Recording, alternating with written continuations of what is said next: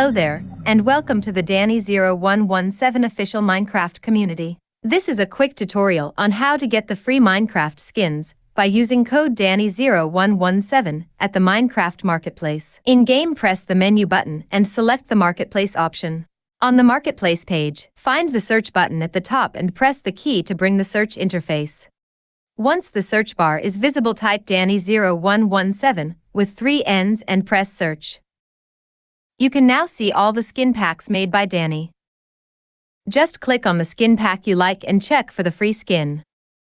Every pack on the list includes at least one free skin. Enjoy the free skins and thank you for using code Danny0117 at the Minecraft Marketplace.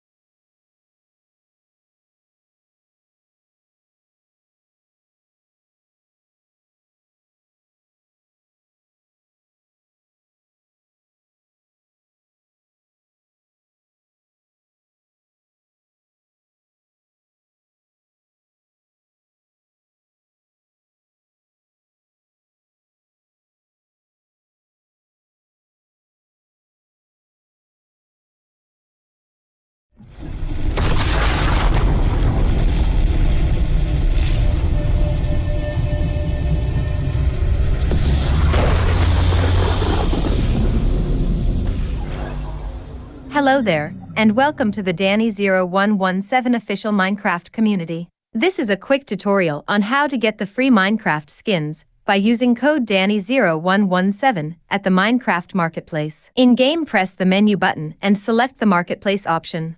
On the Marketplace page, find the search button at the top and press the key to bring the search interface. Once the search bar is visible, type Danny0117 with 3 N's and press search. You can now see all the skin packs made by Danny. Just click on the skin pack you like and check for the free skin.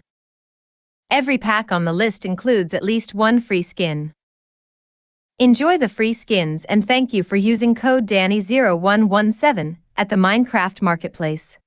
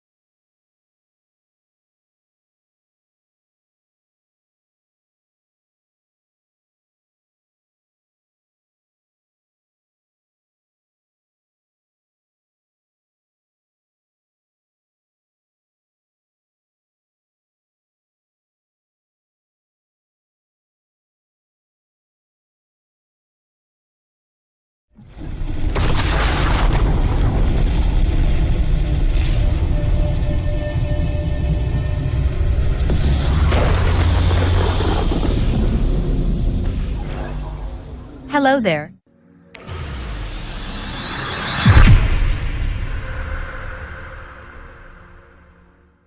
Alright, what is going on, everyone? Welcome to another stream where I have no idea what I'm gonna do, and apparently I forgot to turn on the console. Oh wow, I'm very smart. So, god damn it, I only focus on the... I'm sorry. I'm dumb. I'm sorry about that. So yeah, welcome to a brand new stream. I have no idea what I'm gonna do on GTA, like, I don't know. Things are weird again, I guess, if you want to call them that. So yeah, I don't know what I'm gonna do. I'm probably just gonna be roaming, I guess. I don't know. Like, I don't even know, bro. Anyway, so, yeah, we're gonna do that, and we're gonna be listening to, like, the freaking audiobook, because, like, I haven't finished that thing. Like, it's kind of cool. So, yeah, I hope you guys don't mind. I might not talk much today, because, reasons, I guess. I guess you could say reasons. I honestly don't freaking know anymore, but, yeah. Reasons. Alright, so, yeah, let's just start the day and just get on with it, I guess.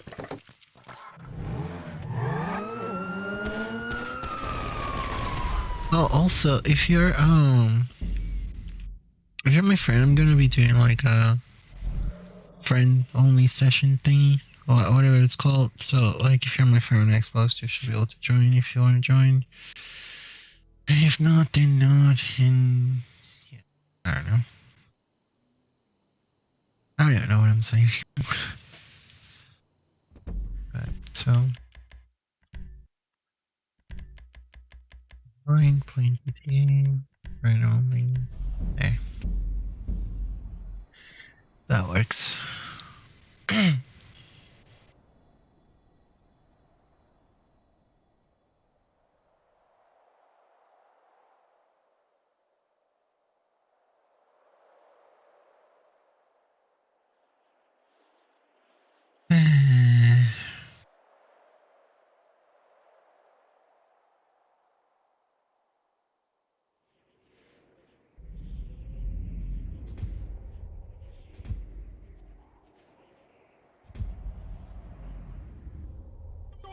Hey, but we're not conservatives, we're protesters!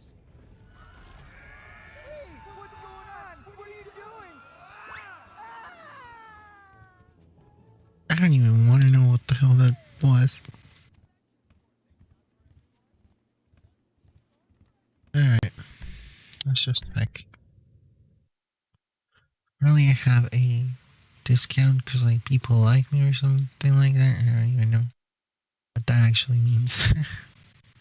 Like, what does that even mean? Like, people recommend me or whatever? Fuck it. Lucky escape. Best night ever! What the? What is that car? Presents a brand new car available to win today, simply with the spin of a wheel. That is such a weird freaking car. Like, what? What even is this car?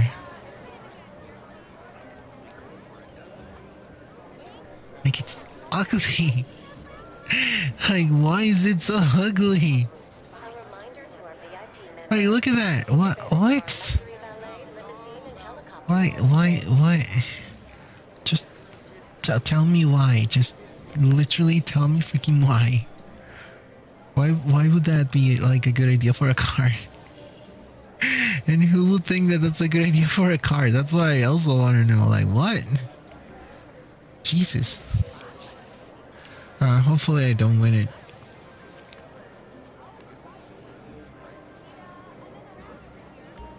How can I help you? Your chips.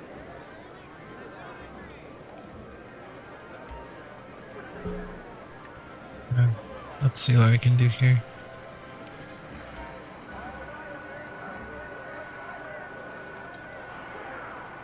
If she gives me close, I'm dipping. RP? I'm down for that. Like clothes, not so much. RP, I need it.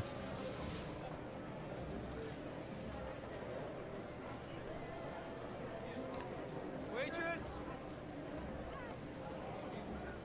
The service sucks. A big one in this place. Yeah.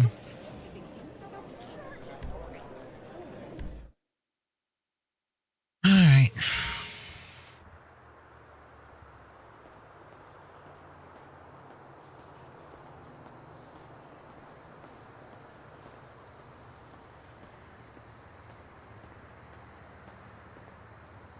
Wait, where's my car? The hell?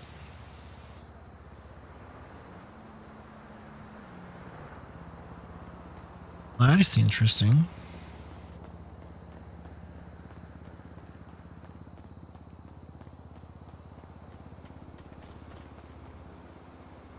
My car not here.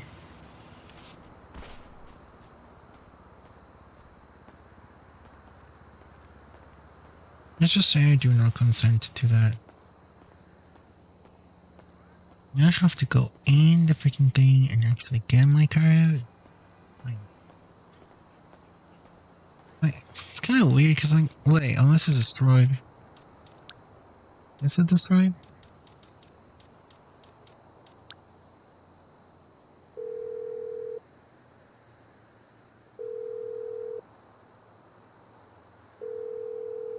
All Morse Mutual operators are on call right now. Apparently it's not, so... That was weird.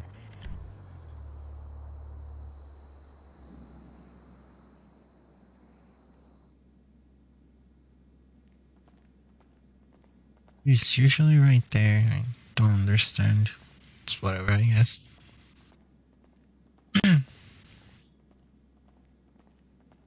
Oh, also, I forgot to mention stream, my... That's a car Morgan destroyed. What the hell? I am so confused now. I am literally genuinely confused. What the hell is going on? That car was destroyed.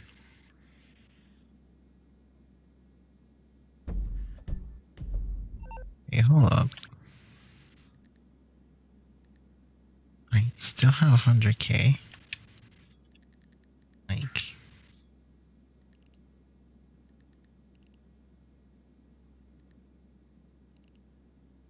Okay.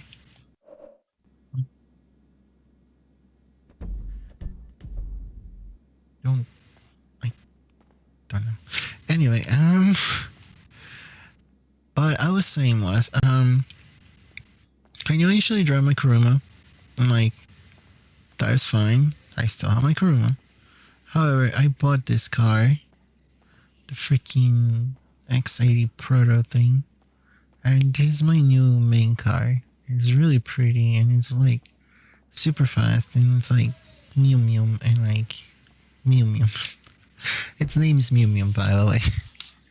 And like, yeah, it's basically my main car right now, and it's super pretty, and it has like RGB lights like on the freaking sides and on the wheels. I just really like my car, so there's that. Sorry. And yeah, so I kind of switched my car to this one because it's like, yeah.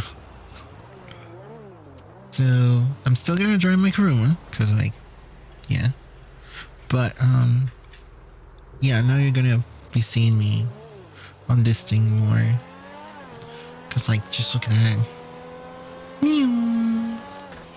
It's so much better, bro. Like, it has like so much control. The one thing with me is like the one thing with me and a car or a fast car like this, right? It's that, oh wait, I need to change my outfit. It's the fact that I can do it. Okay. It's the fact that because I'm like, I don't know, like, oh wait, that's racing. Sure, I'll do. Let's do comfy 2. Just comfy? Comfy 2. Alright. So, what was I saying? Oh yeah. So, like, the fact that my driving is so bad, right? It means I crash a lot. And, like, one of the things with this car, right? Honestly, any of the fast cars, I end up flying, like, quite a bit, so, yeah. Meow. Hey, look how fast this is, bro. Meow. Just really like my Mew Mew. It's so fun. Meow.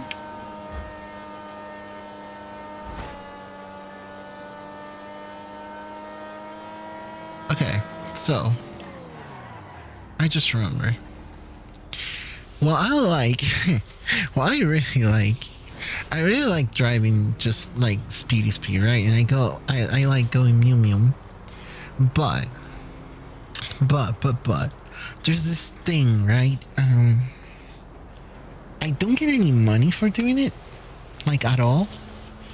Like, I literally do not get any money whatsoever while I'm doing this. So, I was helping Morgan with his race settings, whatever thing. Not really race settings, but like, you know, the thingy things that you need to do to like unlock level 4 engine, all of that. So I was helping Morgan with that, and I remember that back in the day, back in the OG days, when I was playing GTA mostly, I think this was even before I was like full on streaming. There was a map with my old crew that one of my friends made, and like it literally just lets me go anywhere on the map, but I also get paid. So I'm gonna do that real quick. Oh, and there's also a really cool setting I can do over there regarding the map. So like, let's go bookmark, let's go races, let's go boost, let's click start. Okay, so the thing I like the most is I can pick my car, right? My Mew Mew can go with me. Standard number of laps. Just keep it at that. Let's do super. Let's do night. And thunder. I kinda wanna have traffic off just to go fast. But I also want traffic on, so just keep it like that. Custom vehicles on. Catch up. You know. Just catch up. Sleep, of course, has to be on. Right. That works. Alright, closer. And I click play. It's so like, yeah, I'm basically playing by myself, which is what I'm doing on my normal session anyway, so there's that. But I can actually get money. Like, not like millions of dollars just doing this, but you know, I still get paid, which is better than not getting paid. And I get to play with this weather.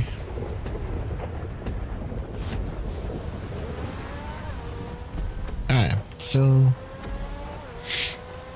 I'm gonna not finish the race. Just gonna do it like this, so like once I'm ready to finish it, I just come here and dip.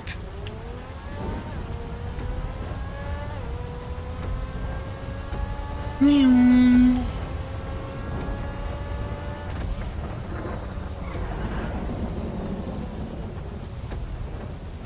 Finishes right there. Dude, it's so cool to look at this thing like that. Alright, let's get over here.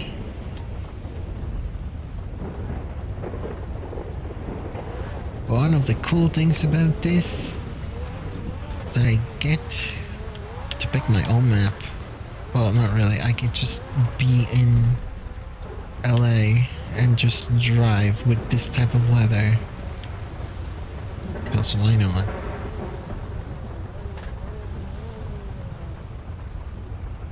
Alright. Now I'm basically free.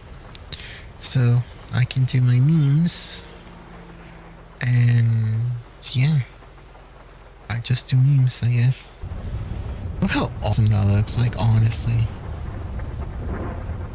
Alright, so this will be our time where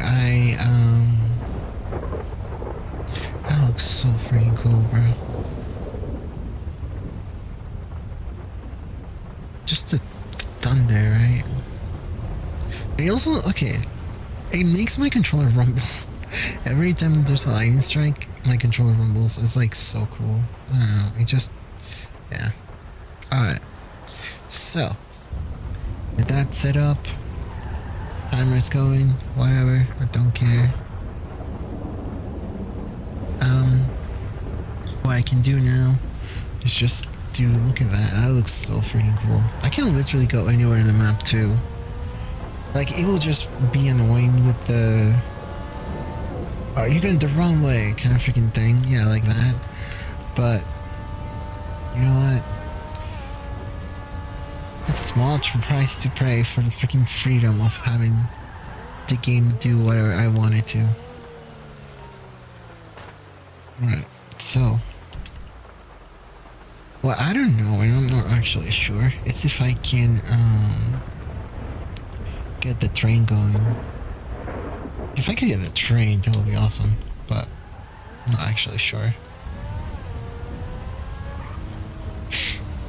Alright, let's wrong way. Let's go to the highway and just, yeah. Bro, move.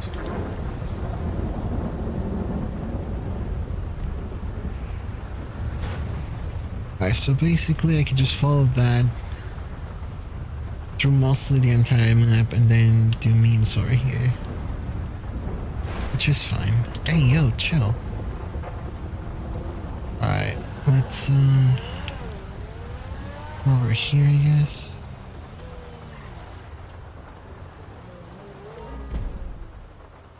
Yeah, that's the only annoying thing. The freaking wrong way, whatever thing. Okay, there's more annoying than that, but you know what I mean.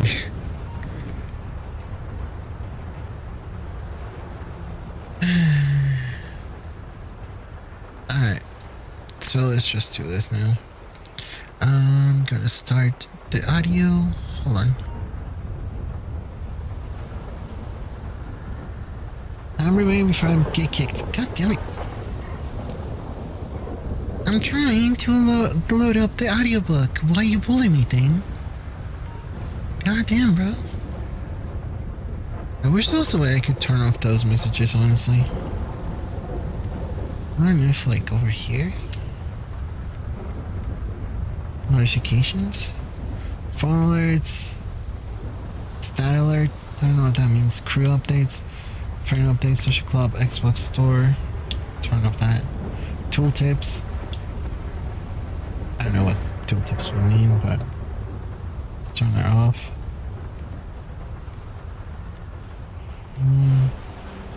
Yeah, I'm gonna turn it off for now. That'll do.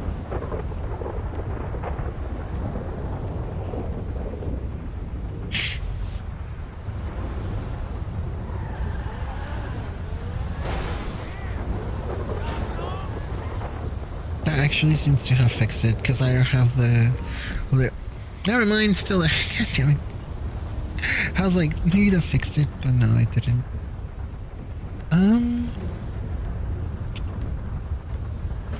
Maybe I could just disable that? I don't know.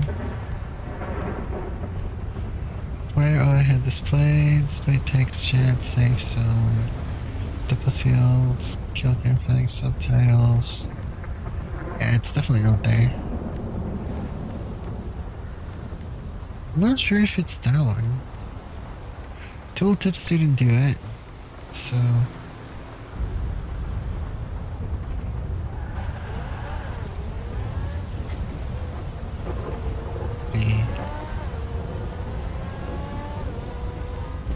It's still there, goddammit. Well, I don't know why or how to disable that, so I'm just not gonna mess with it, I guess. I'm just gonna keep it as is. And let's find the audiobook. It's right here.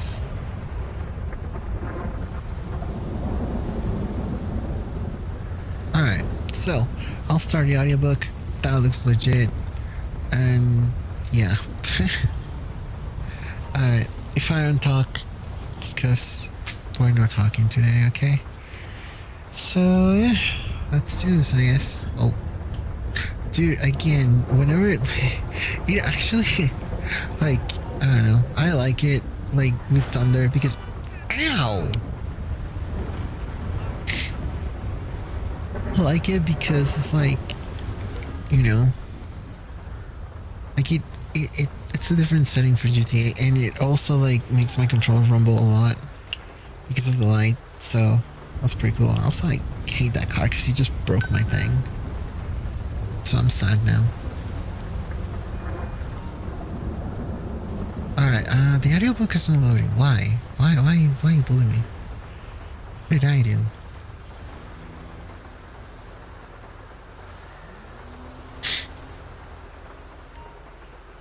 Hold on, I'm trying to just... You know what, just refresh... Freaking... Thingy thing...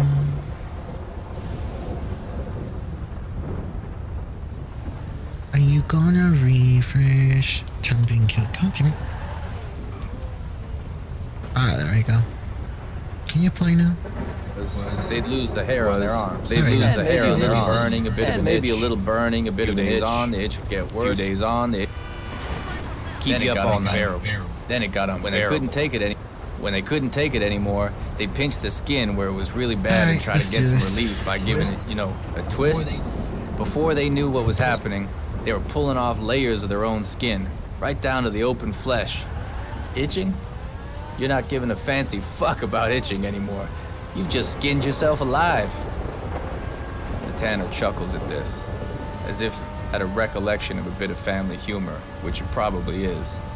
His laugh, strangely squeezed, fake, triggers the strong sensation of being approached from behind. I duck and bring my hand against the back of my head to protect myself from the blow to come. But when I swing around, there's no one there. The open door is still open at the far end of the room, a slit of natural light. Trees and pinkening sky that prickles the backs of my eyes with longing. The next to last step. We call it scudding, or unhairing. It's just what you'd think. Probably harder to do than you'd think, too. Done by hand with a circle of steel. A dull edge. Saves the skin, but makes the work even harder. Hand gets so numb after a while, the blade will take a finger off before you know it's gone. As he speaks, the tanner faces me. He does it without seeming to adjust his footing or body in a way, as if rotated on a platform. Add a dry ochre that colors it, protects it from wet and mold. Used to just let the dye spill out into the creek when we were done. Different color for every day, so that on Monday the water ran blue, on Tuesday it was red as blood, and on, right through the week. He congratulates himself with a scratching of his beard. The tour is over. You okay? The tanner says. You look a little green. The bone man rises up behind the stack of unfinished hides. A marionette assuming the shape of a body, his jaw hanging open but the voice coming from the tanner, from my father. Red as blood, on and on. I'm sorry. I'm pushing away as if the air had thickened to water, or something thicker still. A bath of egg yolks. The bone man steps out from his hiding place, comes to stand directly behind the tanner. Do you see him? See who? The tanner answers, but doesn't look. Behind you. Who? He still doesn't look. That's when I run. Past the scissors and circular blades laid out on the tables like offerings for a demented surgeon. Past the pitted skins, the foul bath for the removing of what the slaughterhouse didn't bother with. What seemed like interesting steps in a time-honored process on the way in, now blurring into a torture factory on the way out. The trees through the doorway receding when they should be approaching. The morning, the outside, all of Johnstown a soundstage of facades designed to lure me here, to the Bone Man's place. Not his place. Workplace. This arrives as my hands hit the door and it screeches wide. A conclusion from the part of my mind that has been worrying over Allison Prue the whole time I've been here. The part that sorts as the rest of me looks and hurts and punches and remembers and runs. This is where he worked. Here, or someplace like it. The air and light and gravel slipping under my shoes. The slope up past the pickup trucks to the gate. Beyond it, the town just now waking up, wondering if their prayers had made a difference overnight. Praying isn't going to help you. The dead man speaking to me as I leave the grounds of the skin mill, and look back to see him there as he reaches out his arm and pulls the door closed. You just gotta open your eyes. I close my eyes. And look. When I open them, I see it. 20. I've made it 2 full blocks from the skin mill without knowing the turns I've made to get there. The corner behind me has West 3rd and Henry Street on the signpost. Allison's school 2 streets over. Our old house, now Tim's, 4 blocks north. Everything's so close here, my father repeatedly marveled in the days after we first moved in. God help whoever drives the cab, my mother replied. I would have said I stopped here because of an intuition, that Allison nudged me from wherever she is now. On other cases, searching for other mothers or daughters in other towns, it would have been them. Their terror of frequency I had a gift for picking up. But this is the Bone Man's town. He's the one giving me the tour. This is where I lived. This is the window where I watched the girl go by. This is where I worked. Then what is this? This is what she meant by a house in the sky. Nothing more than planks of rotted timber cross-hatched over a gap between the lower branches of a beech. A few sticking up at the edge to suggest what was once a railing or wall. Cut pieces of hockey stick nailed into the trunk for a makeshift ladder. A treehouse. From my angle at the bottom of a backyard that ends at the fence I'm on the other side of, looking up the hill, it stands out against the blue dawn, afloat in the sky. I hop the fence, kick through the blanket of fallen leaves, try to climb up the hockey stick fence, but the rungs rip out with barely any weight put on them. I can see from where I stand that there's nothing in the treehouse anyway. It's a sign, one that points to another sign. Do you remember, Mom? Not this treehouse, but another one, elsewhere. Allison's castle in the sky. Remember the castle? I could call Fernandez, have her pick me up from wherever she is now. I could call Smalley, have him send one of his boys, but the quickest way to the Prue's apartment is on foot. Everything's so close here. Over the fence again. The house is going from well-tended to something near to being walked away from. Missing shutters and porch roofs, though the shadows of both remain as unpainted wood, so that they look like faces with their eyebrows shaved off. The early risers slouching into their vans and rust boxes, pausing to watch me heave past. A big man moving fast in a way they're grateful to see go and keep going. When I make it to the Prue's, I take the external stairs up and bang on the door without thinking what I'll do if the father opens up and sees it's me. But when the handle turns and there's someone standing there, it's the kid, Jacob. A half-eaten Rice Krispie square glued to the fingers of one hand. Eyes that look around me instead of at me. He's reading my aura, I think. And once I've thought it, I know it's true. He's got some of the gift, too. You know where my sister is, he says. I have an idea. My dad's not here. How about your mom?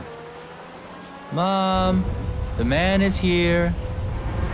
Audrey Prue appears from the kitchen at the end of the hall, tying the strings at the waist of her track pants. When she sees it's me, she stops and throws a hand out to the wall to hold herself up. My God, no, no. We haven't found her. I'm not here with bad news.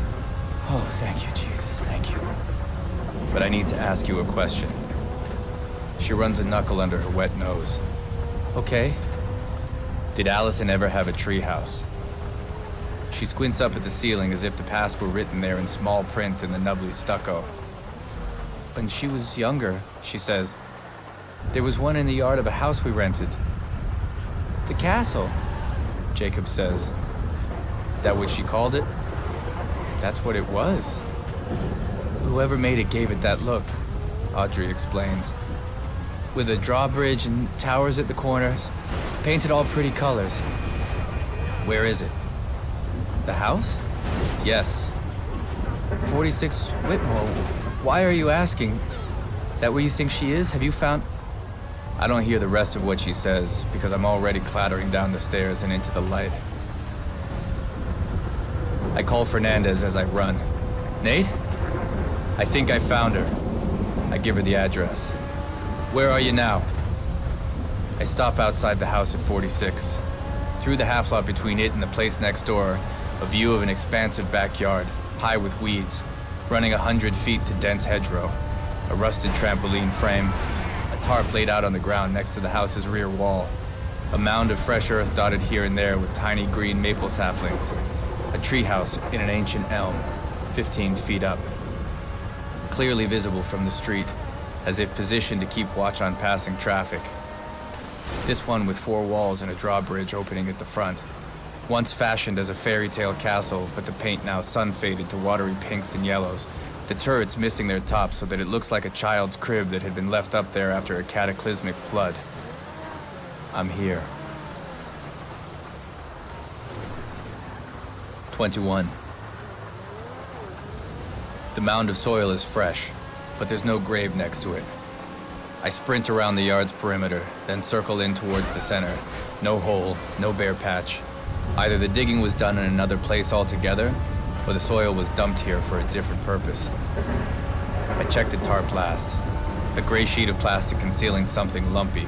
When I pull it back, I'm expecting the flashed red of Allison's hoodie, readying myself for the shock, the confirmation that it's over before turning my head away. But there's no body. There's plants. A pair of cedar shrubs mummified in burlap, half a dozen shriveled primroses in plastic pots. A spring garden that nobody got around to planting, which leaves the castle. This tree doesn't even have a hockey stick ladder. I consider looking for a proper one in the yards on either side of the fence, or knocking on doors until a neighbor produces a stepladder from the cellar, but it looks like I might be able to climb up without one. There's a worn saddle in the lowest limb from where generations of kids have sat, Alice and Prue among them. If they can do it, so can I. Except most kids aren't 220 pounds the last time anyone checked, and with catcher's mitts for hands, slippery with sweat. I clasp my arms around the branch and don't let go. Not really climbing, just swinging my legs, hoping a foot finds a notch on the bark to push up from. But the swinging works all on its own. A momentum that lets me wriggle up a bit each time, going from hugging the limb to balancing my stomach on it. It lets me find a new hold higher up. After that, it's all about not falling. Following the history of carved initials to the castle's arched entryway. The sirens are coming. Close, but they'll be too late. I'm able to smell the inside of the treehouse before I can see it. The rankness of the skin mill permeating the wood. Unnoticeable on the way up, but now so strong it almost forces me to release my hold and send me tumbling groundward. The Bone Man was here. Or is here still. There, a shape leaning against the plywood wall. The outlined shoulders and head and outstretched legs, but too small to be him. Not a ghoul, but a girl. The red hoodie, the muddy trainers, the glasses that don't seem to suit her face but are impossible to imagine being replaced. She's gone with the first move I make to go to her. Was never there at all. A vision that came not from being a seer, but from hope. Making Allison be here. Making her chest rise and fall with her breaths. I climb inside, crawl to lean against the wall in the place I'd wished she'd been. The Bone Man smelled dissipating, a note he'd left behind for me. to make sure I knew he'd gotten here first. But was he the one to leave the backpack behind? I didn't see it at first, tucked into the front corner next to the entrance. When I pick it up, there's a half-eaten apple and an open carton of milk under it, too. The apple not yet brown from exposure. I bring the milk to my nose. Still fresh. The car is screeched to a stop in the street. The shouts of "There! Over there!" and crackling radios turn to full. I listen for Fernandez or Tillman's voices, then remember they would be the quiet ones. Going first, instead of looking to each other to decide who should go first. I open the backpack. A notebook with her name on it, the cover blooming with flower doodles, an ancient paperback copy of the Black Stallion from the school library, her signature on the due date card in the little envelope attached to the inside of the back cover. Gymnastics tights in a plastic bag, a littering of hair elastics. Fernandez's face appears at the entrance. She here? No, I say, but she was. How do you know? This is her stuff. And someone brought her food. He moved her? Looks like it. Not long ago either. Why didn't she leave on her own? Maybe she was tied up. Maybe she wasn't able to. Maybe I've been wrong. Maybe she was dead. She swallows, taking this unspoken possibility down to her gut just as I do. You'd better get out of here, she says. They're gonna want to run everything they can on this place. They won't find anything.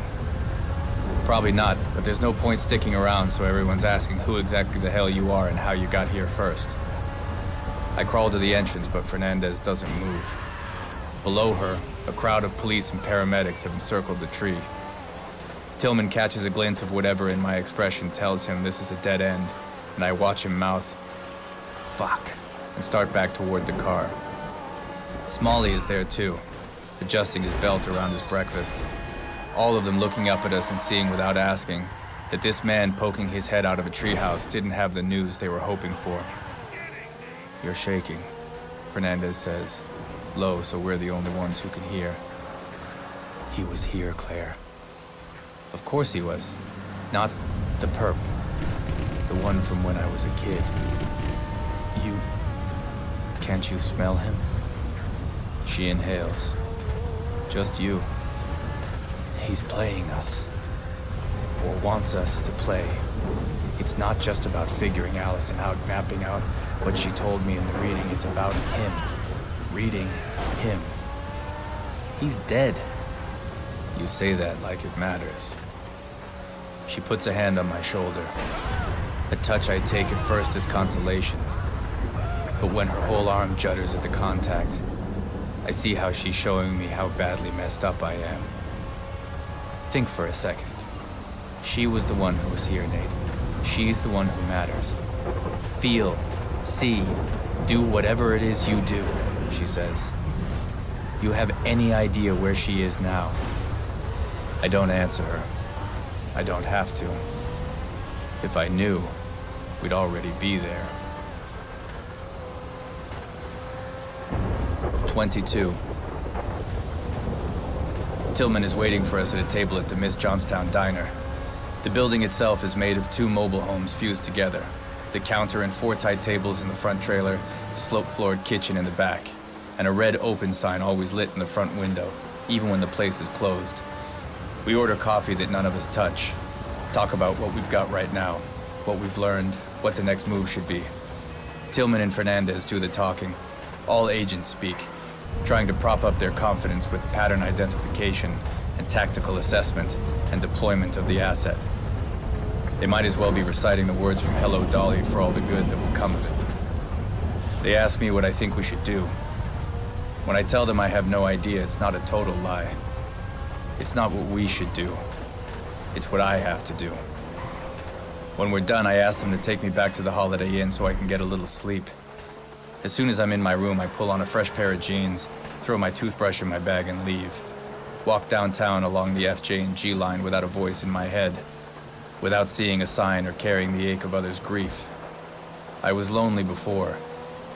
I can't remember a time when I wasn't. But in the rare moments when the world goes quiet on me like this, I see the loneliness for what it is, and almost wish the voices and signs and grief back to fill up the space. And then I'm at the door. The bell doesn't seem to work, but knocking works too well.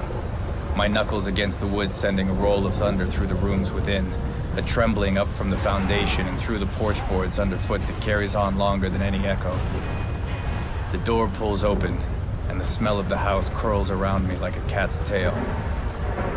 Got any room? I got yours, my brother says, and picks up my bag and carries it inside. Part 4. The Skin Mill. 23. It hasn't changed much. Houses like this never do. The old floral wallpaper in the front hall is gone, replaced at some point by an orange paint that must have been intended as a cheery welcome, but now, faded and bubbled at the corners, has a neglected mental institution feel to it. And Tim is doing something to the kitchen at the back of the house, ripping up flooring, sticking some pot lights in the ceiling that he hopes will bring it up to date. But nothing he does will push aside the image of my mother and father at the Formica table in the center of the room, strategizing in grown-up whispers, dirty plates stacked on the countertops next to battalions of empty wine bottles. The kind of house that will always belong to the past, no matter how much crown molding you take out or stainless steel you plug in. It's a big job, Tim says as I look around the kitchen. The tools tossed here and there, the wires and nails and saw blades waiting to burn and puncture and slice. You got any help? Even up here, you gotta pay people. I'm trying to stay on budget. You have a budget? For this whole place?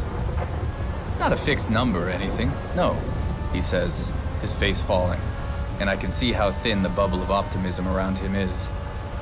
Whatever has brought my brother to Johnstown, whatever has him in this house that couldn't possibly hold happy memories for him, and yet may still be the best he can come up with, is a fragile construction. Seeing his sloppy, pointless labors through my eyes is knocking down walls more effectively than a sledgehammer at his feet. Must feel good, working with your hands, being your own boss, I say, trying to bring him around. Nothing like it, Nate. You just get into a rhythm, you know? No, I wouldn't. I'm useless at this stuff. But the FBI don't think you're useless, he says, genuinely proud. Then, in the next second, the lizard brain inside Tim returns to life, the self-preserver forever looking for back doors and getaways. What is it you do for them exactly anyway? I'm on a special investigative unit, I say, giving the standard cover. What they call a CARD team, Child Abduction Rapid Deployment. Huh. And you studied for that and everything? They don't take volunteers. It's just, I know we've been out of touch for a while and everything, but when did you find the time? And I don't mean to sound like a jerk. Why you? I go up to him, watching my step for things that could stab me through the foot, and put a hand on his shoulder. It's kind of like you and what you're doing on the house, I say. You found something you were good at halfway through the game, and so did I. Tim's not entirely buying this, but he has no choice but to accept it. He has secrets too. There's an unspoken understanding between people like us. You can push for the truth, but not so far that you get pushed back harder. Want to see your room? He says. What am I going to sleep on up there? Do I need to hit the mall for a blow-up mattress? I got something set up there already. A guest room. You've had guests. But not yet, no, he says, and stops, his skin pale as a potato. You won't believe this, but some part of me knew you would come. I got new sheets and pillows and stuff just for you. Isn't that crazy? You don't know crazy like I know crazy, I say, and give him a gentle, but not the gentlest, slap to the ear. My old bedroom is the smallest of 3 on the 2nd floor. Tim has hauled in a single bed with a headboard he found in the basement, hacked and gouged as if left in a tiger cage for a scratching post. A narrow chest of drawers missing its stubby front legs, so that it leans forward like a drunk. A side table made of stacked orange crush crates. Fancy, I say. You should see my room. So you'll be asking $100 a night for this. But it'll be nicer when I'm done. And there's breakfast included. Who's cooking? You? I'm hoping to have a female companion as a partner in the business by that point. Of course. How could any woman not want to be a part of this? It's strange and a little spooky, the two of us being in here together in this too small for two men room like this. And the spooky strangeness makes Tim say that he better get back to work, to let him know if I need anything before he retreats downstairs, leaving me alone in the room where the dead man would come and ask me the same thing in the night. Open your eyes, Nathaniel. I'll never forget what I saw when I did. But what did he see? Tim's rigged up a linen tea towel over the window as a curtain, the light coming through its print map of the New York subway system like an X-ray of arteries and veins. I hook a finger around its edge, pull it aside to look out at the side yard, a lot big enough to fit a whole other house, all of it in need of a good raking. The same hard ground I came close to jumping out on a dozen nights when the Bone Man came, me wondering if I would survive the fall, and not caring much either way. I was a kid who grew up in a haunted house, and some other whispered voice from some other part of myself. You're not the only one. The curtain slips back into position, and I turn to look at the bed so small I doubt I'll be able to fit all of myself onto it. In the next second, the air in the room thickens into a barely breathable syrup, drains every thought from my head. I couldn't tell you what day it is. I couldn't tell you my name. The house wants me to stay where I am, to stand where the Bone Man would stand when he would appear to me, turning from the window just as I had turned. I didn't need to see him do it. He would show me as he pulled me out of a shallow sleep, becoming my dream. No, more than that. Because I could hear him more clearly than anyone who spoke to me in my waking life. Could feel his presence more vividly than my own father, when he would wrap his arms around me in a perfunctory hug when I came home from school and he told me I could watch TV before I had a chance to ask if he would come outside and play. I don't know how I got there, but now I'm on the bed. The air heavier still, a cold stone lowering onto my chest. All I can move is my eyes, using them to run along the cracks in the ceiling, pretending they're rivers on a map of a distant land that might lead somewhere else, somewhere safe. The position I've more or less held not only when I was here as a boy, but my entire life. Lying down and hoping for the bad thing not to come. What brought me here? This comes at me hard, as all the most fundamental but carefully avoided questions do. It's like what I imagine waking up next to the same person for a couple decades and wondering, now how the hell did I end up with you exactly, would be.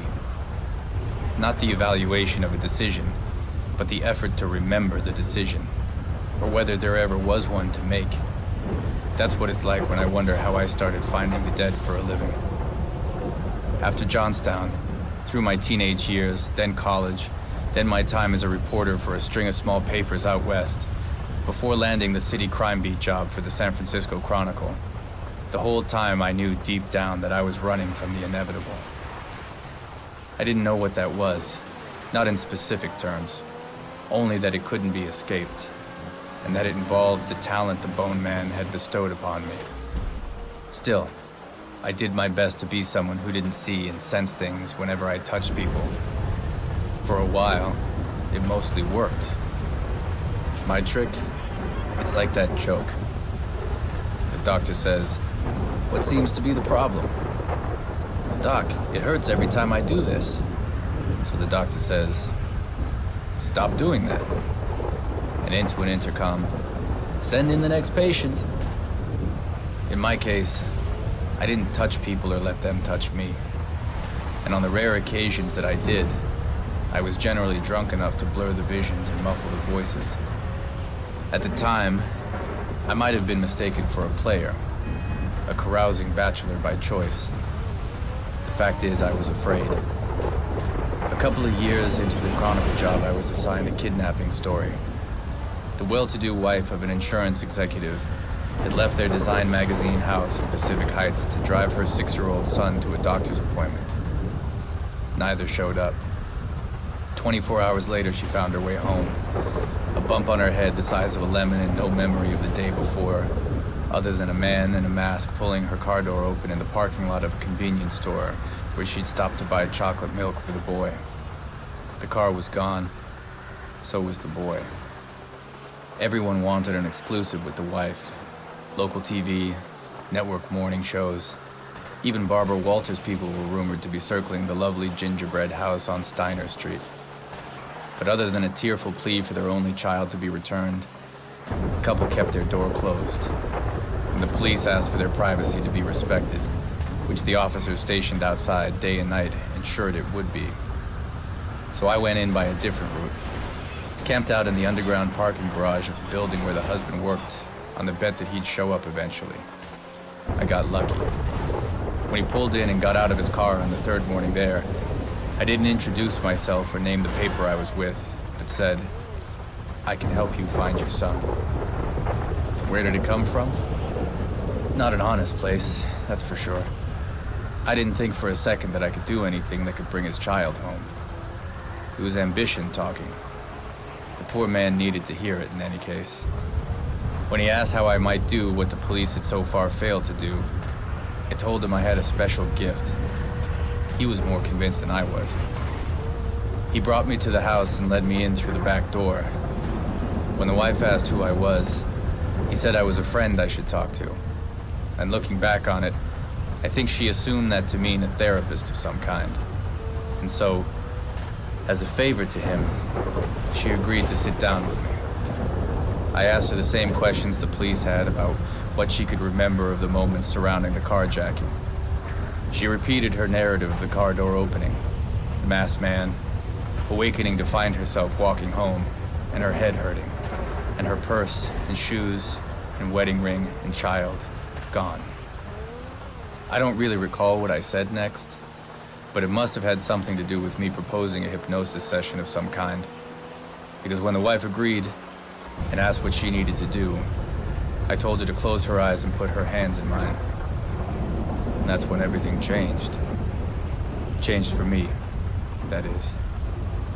Because I saw that the good-looking, aerobicized woman sitting on the stunningly white sofa across from me had driven her car into a pole along Highway 4 in the Stanislaus National Forest, after intentionally not putting her son's seatbelt back on once they'd gotten back in with his chocolate milk. I saw how she'd hit her head on the steering wheel, but that the boy had been thrown halfway through the windshield, with the glass teeth holding him there, and that she'd then pushed the car down a ravine, into the lush ferns and cross-hatched vines 40 feet below. I saw that this had all been part of her plan to murder her son because he had the mental capacity of someone half his, and she was tired of caring for him, but saw that his condition wasn't bad enough to argue for his institutionalization, but still more than bad enough, still inconvenient enough, to get in the way of the life she felt entitled to. I'm sorry, she said, lifting her hands from my glistening palms. I don't think that worked. I must have mumbled apologies of my own, then made my way to the door. Once outside, I went straight to the first open bar I could find.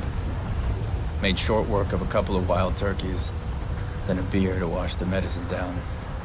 Pretended to debate whether I should turn my visit into a piece for the paper, minus the hand-holding part, that would appear under a banner headline on A1 the next day, or go to the police and tell them I had a vision that would lead them to the missing boy's remains. Of course, I knew the latter was the only course I could take. Partly because the guilt would overwhelm me if I didn't do what I could to bring a helpless boy's murderer down. Partly because I saw the kid, was alone in the knowledge of how he met his end, that he was counting on me to voice what he could no longer voice. But mostly because this was the moment that the inevitable caught up with me. And I accepted it, as one does a sentence without appeal, which is precisely the punishment handed down to the mother after I gave the police the precise location of the crime scene, and they pulled up her Mercedes coupe and the body inside of it from out of the thick green at the bottom of the ravine. They figured I was a part of it somehow. Was I paid off to do the deed and then blackmailed the mother?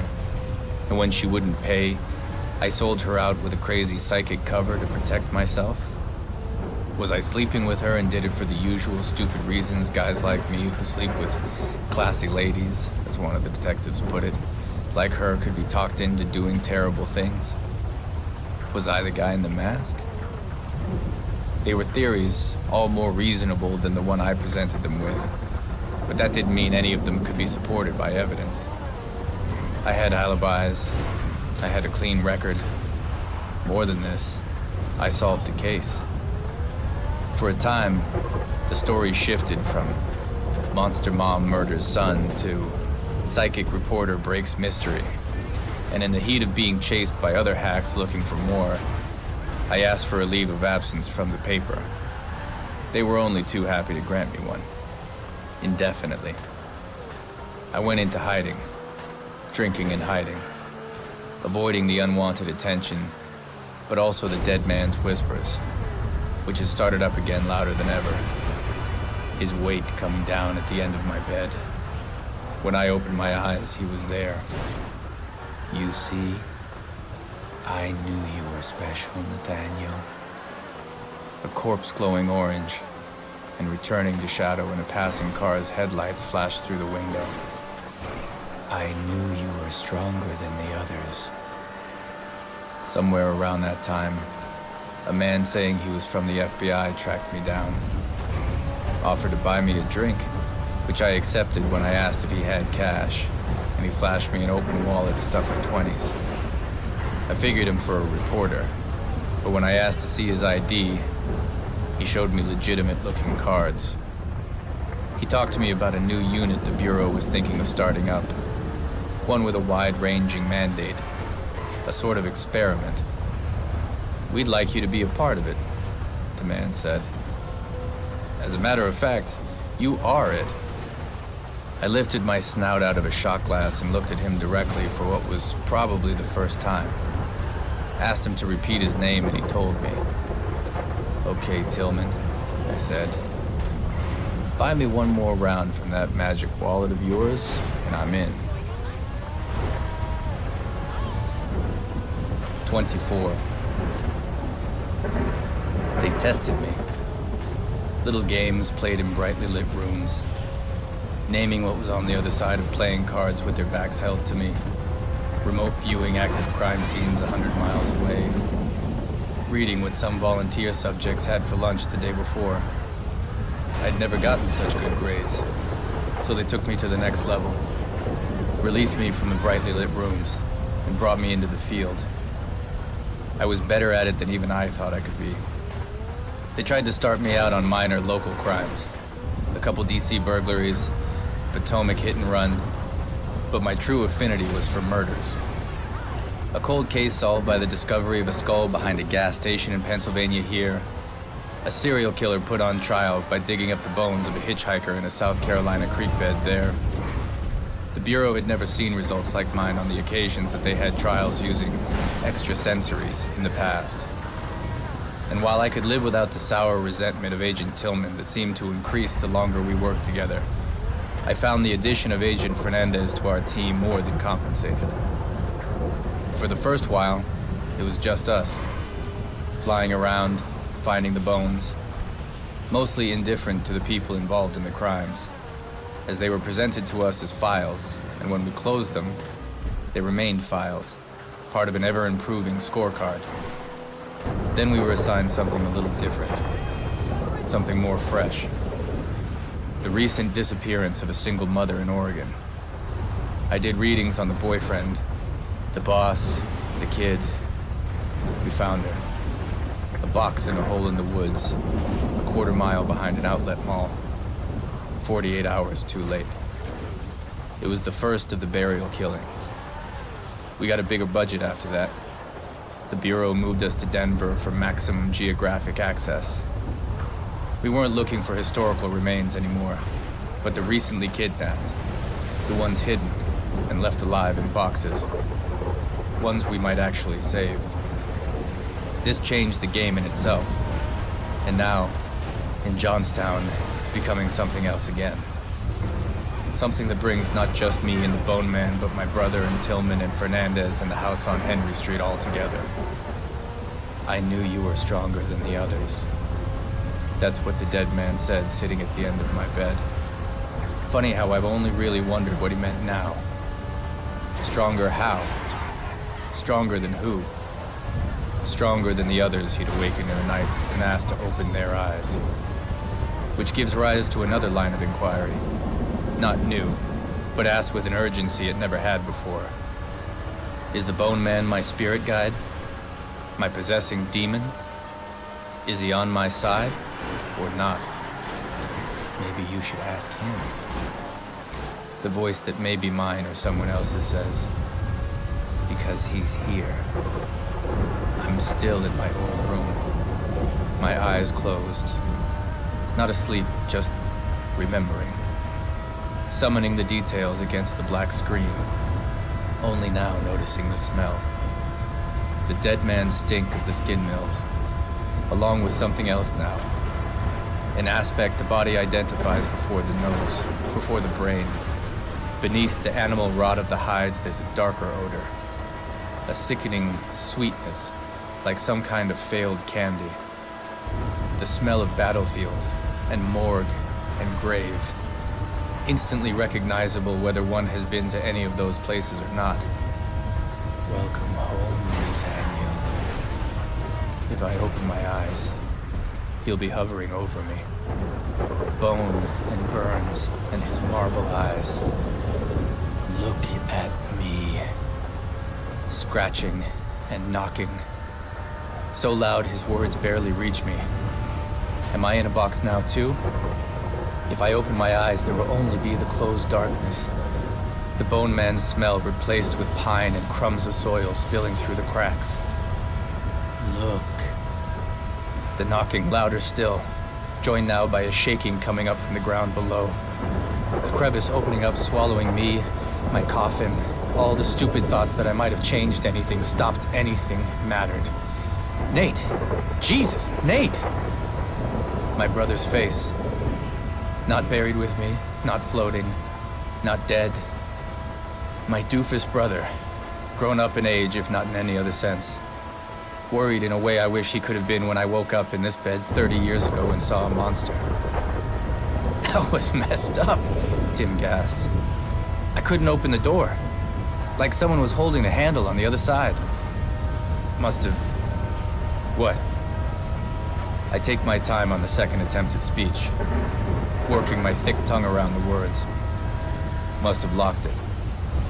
That would explain it, if it had a lock. Then I don't... Maybe I'll put one on if it'll make you feel better. Tim watches me struggle to sit on the edge of the bed with real concern. Shit, man, you okay? Fell asleep. Sleep? You look like you've had a goddamn stroke. Once I feel strong enough to get up, I go to the window again so that the frame is there to hold on to in case I need it. Outside, the daylight has started its long fading, each hour knocking off degrees of warmth. Wherever she is, Allison is cold. Tell me the truth, I say, my breath leaving blooms of fog on the glass. If I had a nickel for every time a lady had said those words, I'd... Tell me. Sure, man. I've asked the question I'm about to ask before, but the last time I did would have been a half a lifetime ago, back when we were teenagers. Once Tim left high school and struck out on his own, as my father optimistically described his son running off, the two of us never directly spoke about what I experienced in the house. It's hard to believe now, but we were close before that, before Johnstown. He was my big brother in all the best senses. A playground bodyguard, a teacher of dirty words, a sharer of worries who made it feel like everything would be okay so long as we stuck together. Did you see him? I ask. See who? I turn to him. Make him see I'm not in the mood. You mean your guy? He says. Your dead guy. The truth. I'm not sure what I'm expecting. A lie, most likely. An evasion. A joke. A return of the ball to my court. What I don't expect is the fight against tears. I don't know, he says. I've had dreams of something. I guess you'd call them dreams, but back then, I honest to God don't fucking remember. I start for the door, put my shoulder to his chest to let us both see how much bigger than him I've grown. Do me a favor. Do yourself one too, I say. Start remembering. 25. There's messages on my phone. From Fernandez and Tillman both, asking where I wandered off to this time. Though by their tone, only Tillman is pissed about it. Fernandez sounding like he'd put her up to it. Where are you? She says when I return her call. You have a beautiful voice. You know that? Not beautiful like sing-songy. It's way tougher than that. Almost like an ex-smoker, which maybe you are, but beautiful. It says so much about you without using words. Are you drunk? I don't do that anymore. You might want to rethink that, because your version of sober sounds wasted. You're the second person who said that very thing since I got here. Yeah? Who was the first? My brother, who's here. Who's come back for the same reason I have, but I can't say what that is yet. Don't be such a cop all the time, I say. Over the phone, Tillman shouts something at her from the background, and I have the heart-sinking picture of the two of them in her Holiday Inn room, her in the bed, him pulling on a shirt in the bathroom. With me out here on my own, they've had too much time on their hands. And now, with Tillman newly single, they've finally gotten around to satisfying their curiosities. It's an idea that makes me feel like I've swallowed a whole apple that now painfully sits in the center of my chest. Where you off to now? She says. By the way you're huffing and puffing, you've built up quite a head of steam. I'm already there. She takes a second. The Pruse. You really are good at this mind-reading thing, Claire. Seriously. It's not a good idea to go up there on your own without notice. But you're not going to tell Tillman or Smalley, are you? 10 minutes. Which means 15 by the time you get here. 10 minutes, she repeats and hangs up. On the way up the fire escape stairs, I find myself hoping that Will Prue is at home. He doesn't necessarily deserve it, but someone ought to pay for the image in my head of Tillman bending to give Fernandez a kiss and ask what that fuck-up Russo is up to now. But when I knock, he doesn't answer the door. Nobody does. The door ajar an inch, which becomes 3 feet when I nudge it with the toe of my shoe. I suppose I should ask if anyone's home. That would be the polite thing to do, the legal thing. But politeness is over for me now. The law, too. Inside, the apartment is darker than it should be. Not only are the lights off and the curtains drawn, but a gloom hangs over the place like an echo of violence. The same as the house on Henry Street. In the kitchen, an open bag of bread lies on the table, slices tumbling over each other inside as if in a stampede for the exit. Cutlery here and there, dipped into peanut butter or mayonnaise, and dropped. A stack of photocopied missing posters of Allison spread over the counter. One of them taped to a cupboard so that she stares at whoever enters the room no matter where you stand. I open the door to Allison's room, release the handle and let it bump against the wall when I see what's there. Audrey Prue lies on her back on the bed, legs out straight, hands over her heart. The careful arrangement of the open casket. The googly eyes of Allison's stuffed animals looking over the corpse in a chorus of anguished shock. I don't want to touch her for 2 reasons. If she's dead, the skin will be cold. If she's alive, it will make me feel her pain again. I knew it was you, she says before I can make contact with her, before her eyes pop open. Sorry. I wanted to check if you were all right. So you thought you'd tiptoe into someone's house? The door wasn't locked, Don't worry. I won't tell. Is this flirtation? As strange as it seems, as inappropriate, as unfamiliar as I am with the signals under sober conditions, it may be. That or it's another side effect of her grief, of overwhelming worry, of madness. I wanted to ask if I could do another reading. She sits up against the headboard, rests the whole of her arm on the sheets as if a junkie consenting for me to shoot her up. Go ahead, she says. I felt so much better since you were here last time. Well, maybe not better, more like less here. Sure, yeah, less here. I bend and take a deep breath, ready for the hit. Take her hand in mine. Nothing comes. Not the torment inside her, not Allison either. No voice, no visions, no landmarks. A void that widens with each second I maintain my hold, starless and frozen. It makes me drop her hand. What did you see? She says. Nothing. Is that bad? It's not anything. She tries to detect if this is a lie. It prompts me to ask the first thing that comes to mind. Where is your husband now? I'm not sure. Take a guess. Maybe a church? He says he likes to go down there to pray or look up at the cross, but that could be a story. He could be praying to Lord Budweiser down at McConnell's for all I know. Or in the workshop. This is Jacob. The boy, appearing from out of nowhere, standing directly behind me in the doorway with a puppet still attached to his hand. The Cookie Monster. I checked the post of the bureau mirror to confirm it's Allison's. The workshop? It's what Will calls the garage, Audrey answers. Landlord lets him work out there. What kind of work? Fooling around with a table saw, doing stuff with wood, wasting time the way all men like to do. Anyone else use the garage? The workshop? Nobody'd want to. Will put a padlock on the place a couple months ago and the landlord didn't say a word.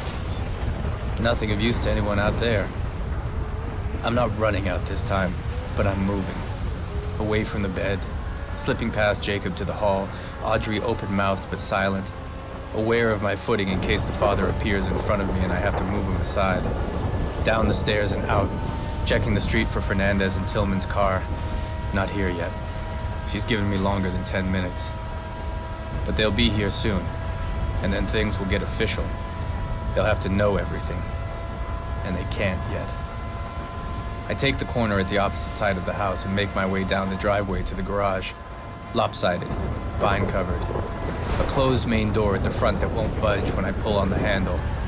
A pair of windows I have to jump to catch glimpses through, but it's too quick, too dark to see anything. But at the side door, with another small window, this one covered by aluminum foil. The door padlocked. Allison? Nothing from inside. Allison! I bring a fist against the wood. It rattles in a promising way. So I start on it with my shoes, then a large rock in the garden thrown against it as a hammer, my shoulder coming into it at a run. The lock rips free. For a moment, I'm flying through darkness, the leftover momentum of impact lifting me into the garage's dusty air before setting me down again, sliding over the smooth concrete floor to hip-check a workbench set up against the far wall. A clatter of metal on the floor. Blades, scissors, picks, skin mill tools. This is my first thought, but they are only what Will had left on the table's surface, along with a blizzard of wood shavings. I rip the place apart, check the floor for trapdoors, look under tossed rags, and look again after I've tossed them aside myself, as if a human being might be folded up under one of them, miniaturized. There's 2x4s stacked against the walls, old power tools, signs of planing and sawing, but no coffin. No Allison. When I come out of the garage, Jacob is standing there. The Cookie Monster still attached to the end of his arm. What was your father working on in there? He said it was a doghouse. You have a dog? He said he'd get us one. A single stride closer to the kid, and he takes 3 little dance steps back, but keeps facing me. Did the police look in there before I did? I don't think so. I don't know. Where's your dad now? I don't know. Well, what the hell do you know? I'm shouting. Keep shouting, though I tell myself to stop. Why are you out here looking at me like that if you don't have anything to say? She saw a man in a window. This does it. A sentence that takes the bite from my voice. On Henry Street? The old house on the corner at Montgomery. Yes. He didn't look right, did he? No. What did he look like? She called him a skeleton. Because that's all he was made of? Because he was dead. I'm vibrating. From excitement, fear, from the sense that this boy is telling someone this secret for the first time because he knows I'm the only one who will believe him. And with this, a swelling sadness too. The empty wish to have had someone like me to tell my secret to when I was his age. What did he do? I say. Watched her. From the window, upstairs. The one over the front door. Yes. The door too sometimes. Like he wanted to get closer. Like he wanted to get out. Have you seen him too? Not when I'm awake. But you've dreamed him. Not me. Allison. I don't get it. I've dreamed her dream. Because she's your sister. Yes? She's your sister. And you love her. Yes. I make a small thrown hands gesture meant to indicate my understanding. There doesn't seem to be anything I could say that wouldn't come out as the false thing it would be. In any case, he's told me what he came down here to tell me. But when I start away into the backyard to hop the fence and escape being noticed by Fernandez and Tillman, he tells me something else. You were in the dream too. It stops me, but I don't look back at the boy. What was I doing? Running? After him? After him? From him? Sometimes you were him. I make the same gesture with my hands to show him I've heard, or show him I wished I hadn't. Then I walk through the high grass behind the house, scale the fence that marks the end of the property, and break into a run once I figure he can't see me anymore. 26. That Johnstown cab driver that my mother always sympathized with, by the demolition derby look of it, the same car he drove back then, is reading the paper when I find him parked on Main Street. I jump into the back seat and he turns his head around to look at me. In a rush? He says. As a matter of fact, I am. Where to? Gloversville, the Fulton County Museum. A rush to the museum, he says, his tortoise head sliding to face forward as he wrenches the steering column gear into drive. That's a first. We rumble north up Perry Street away from downtown. Bands of searchers now going door to door like oversized trick-or-treaters dressed in New York Giants windbreakers. Police cruisers driving around but not going anywhere fast. A pageant of diligence. I don't see Fernandez and Tillman's Crown Victoria, though. Everyone looking for Allison Prue, while the FBI looks for me. Past the fire station, the older character homes giving way to squat bungalows and the secondary businesses that could afford neither the rents of the mall nor downtown. Most of them doomed, oddball concepts. A dog training school, acupuncture clinic, a piano tuner. Along with the few that will survive because people actually need them. The burger joint, the liquor store, the muffler repair place. One with a giant grizzly bear on the roof. The animal. What's its name? Bear muffler. Black and toothy. fierce. Life-sized and realistic, the fiberglass bear prowls the sloping shingles over the shop, threatening traffic with a snarl, circles of rust around its paws. I watch him as we pass, try to catch him move. A game I played as a boy that I'd forgotten about, but it's not my eyes I see the bear with now. It's Allison's. I could be wrong. She could have been struggling to name something else. Yet as we drive on and I have to turn around to watch the bear shrink through that cab's rear windshield, I can faintly feel her confirm it. That's it. Not her voice. It's not strong enough to be outright heard. But her presence, looking through me, thinking through me. A bear. Why couldn't I remember that? Okay back there?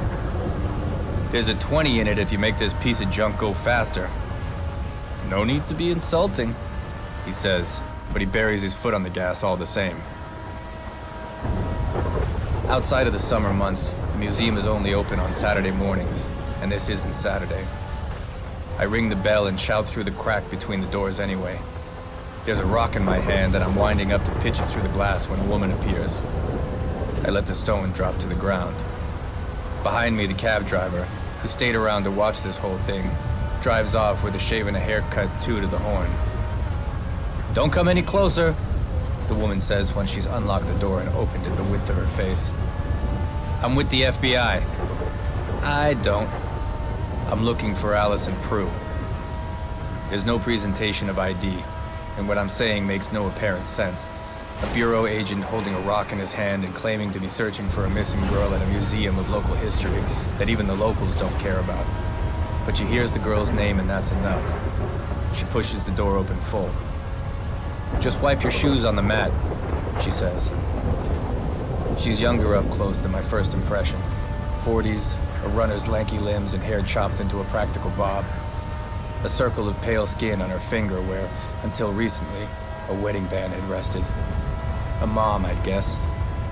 Intelligent and purposeful and alert in a way you didn't see too much up here, where such qualities had the potential of being taken for smugness. I'm Nate. Gail Stead, acting curator. Acting? They looking for someone permanent? You joking? I've been in the position 4 years. They'd have to pay me something close to minimum wage if they took that acting off. Inside the museum, which is housed in a building that was formerly a school, is cold and mildewed. Off the main hall exhibition, rooms display old soldiers' uniforms and medals in glass cases. Framed photos of parades and portraits of dour town founders on the walls. At the back, a closed door with "Archives, Staff Only" stenciled on it. You must be wondering what I'm doing here, I say. Looks like you're wondering the same thing yourself. It's a long shot, background, working up a profile. She stares at me as I deserve to be stared at. Here to help, she says eventually. Just need to know how. There's a house on South Henry Street in Johnstown, number 42. I'm wondering if you have any record of previous inhabitants. Owners' names, deeds, pictures, that sort of thing. The woman takes a step back so she can take all of me in.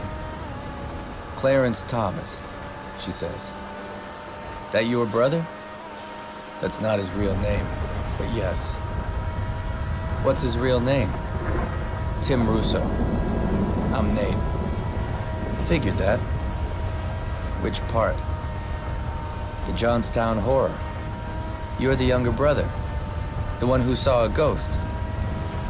I wouldn't be much of a local historian if I couldn't place you. It wasn't a ghost, they say, sounding 7 years old all over again. No? What was it then? Something more than that. Something you could touch, that could do things. I see, she says, not seeing at all. That's actually why I'm here, to see if I can find out who he is. The ghost. The man.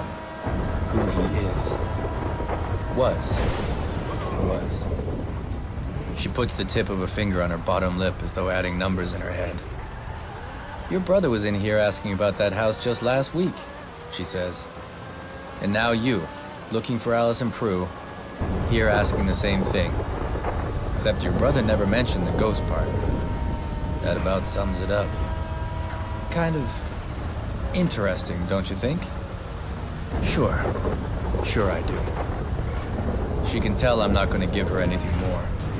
There's a threshold decision she has to make involving the trouble she might get in if this conversation goes one sentence longer than it already has. I've already dug up some stuff for your brother, she says finally. He hasn't come back for it yet, though. He's been busy. Doing what? It's clear what she means. The sharpness of suspicion. The barely veiled accusation I've become accustomed to hearing directed at myself. I would try to explain all this, but there really isn't any point. I start. What I'm asking you to accept is that I'm here for Allison, not for me, not for my brother, not to tell another haunted house story or anything like that. I'm asking you to trust me. This is a mistake. I can see it right away. A heartfelt appeal for trust coming from a man who seems genuine. She's seen this one before. That wedding ring wasn't taken off and put in a safety deposit box. It was thrown into the Cayadutta Creek, or out the window of a speeding car, and she hasn't had a moment's regret. But she surprises me. Sometimes people do. They can find the truth down deep in what looks like a nest of lies. Gail Stead is a seer too. If I hadn't have come to the door, would you have thrown that rock through it? She asked. Yes, then kicked it open.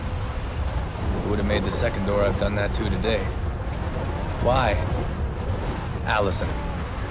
That's the answer to every question you ask that has to do with why I'm acting like an insane person.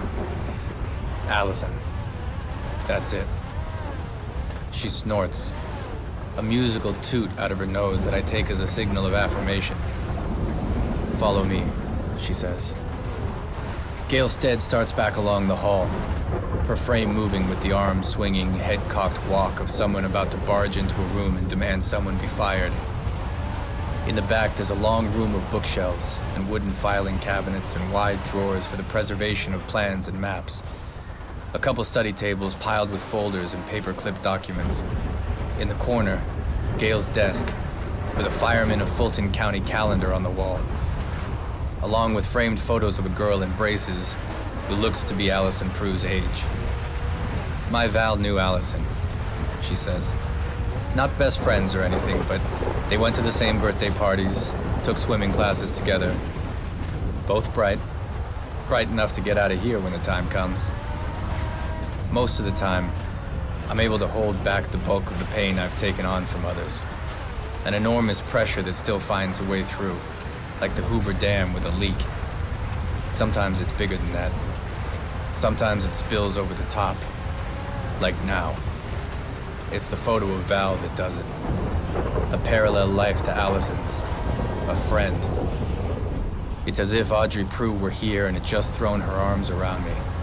So what I say next comes out through gritted teeth. When someone's lost, what people don't understand is that it's the life they could have lived that hurts as much as thinking about the life they left behind. Gail Stead looks at me.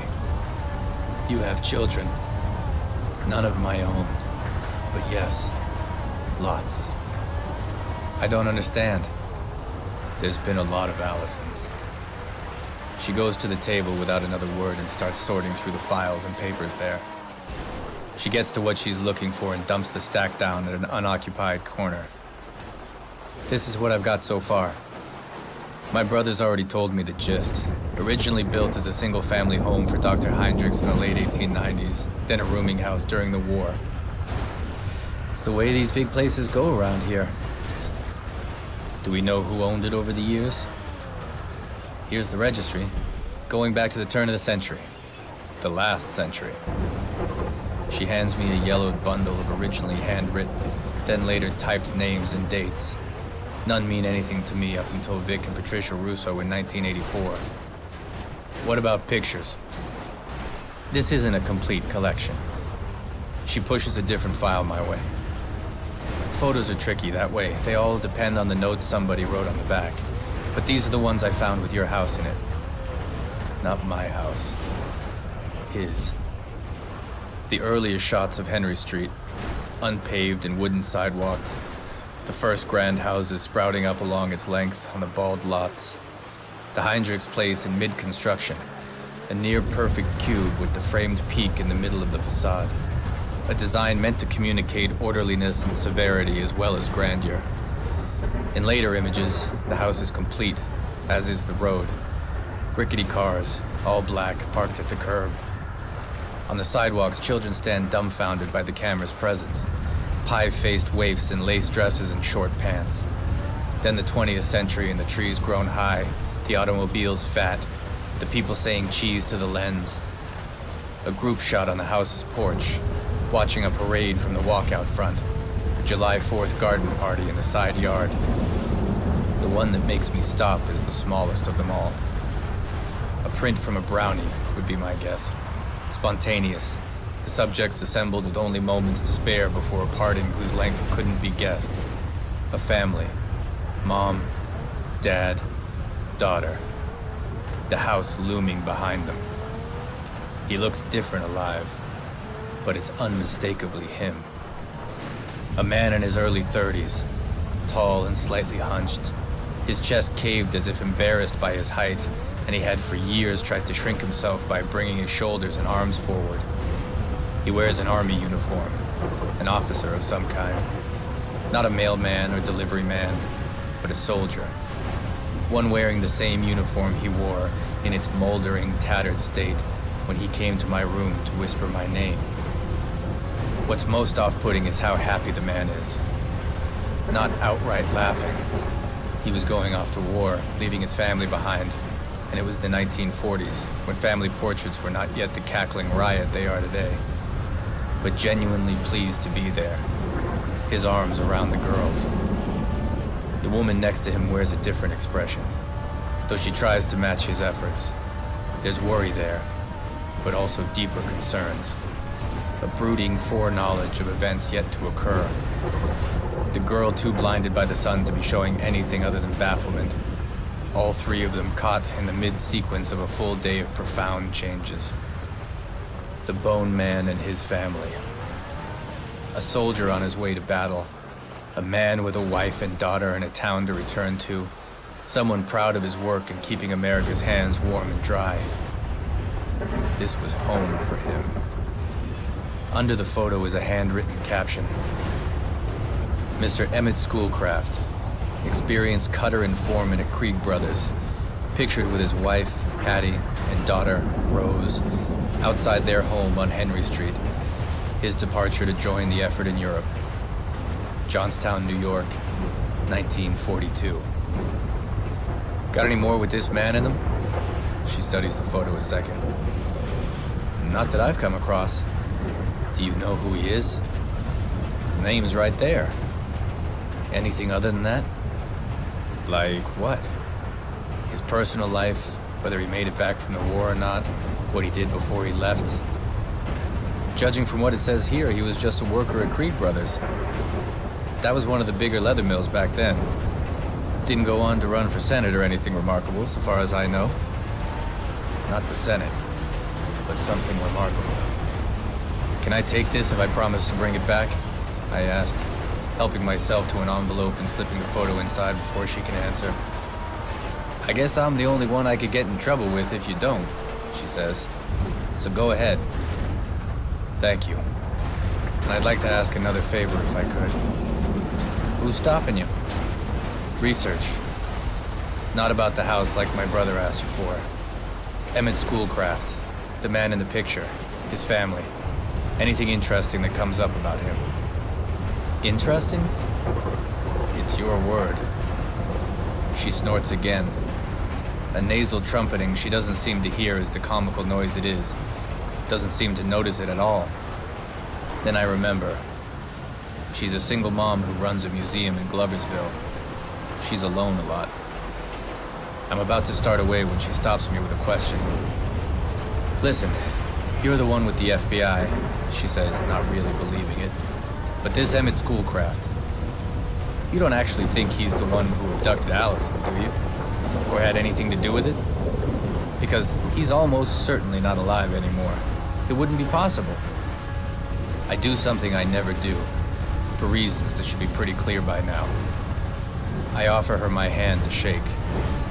When she gives my mitt a single lift and drops it, I get a sense of how much she wishes I'm not as crazy as I probably am, because she wants me to keep her daughter safe, along with a vacancy within her that she hoped would take the form of clear-headed solitude once the husband was gone, but has turned out to be simple loneliness.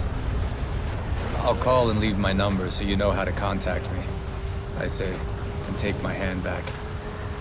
Outside, the cab is waiting for me, the driver putting the finishing touches on his crossword. Figured you'd need a ride back, he says. Where are you in a rush to this time? The library?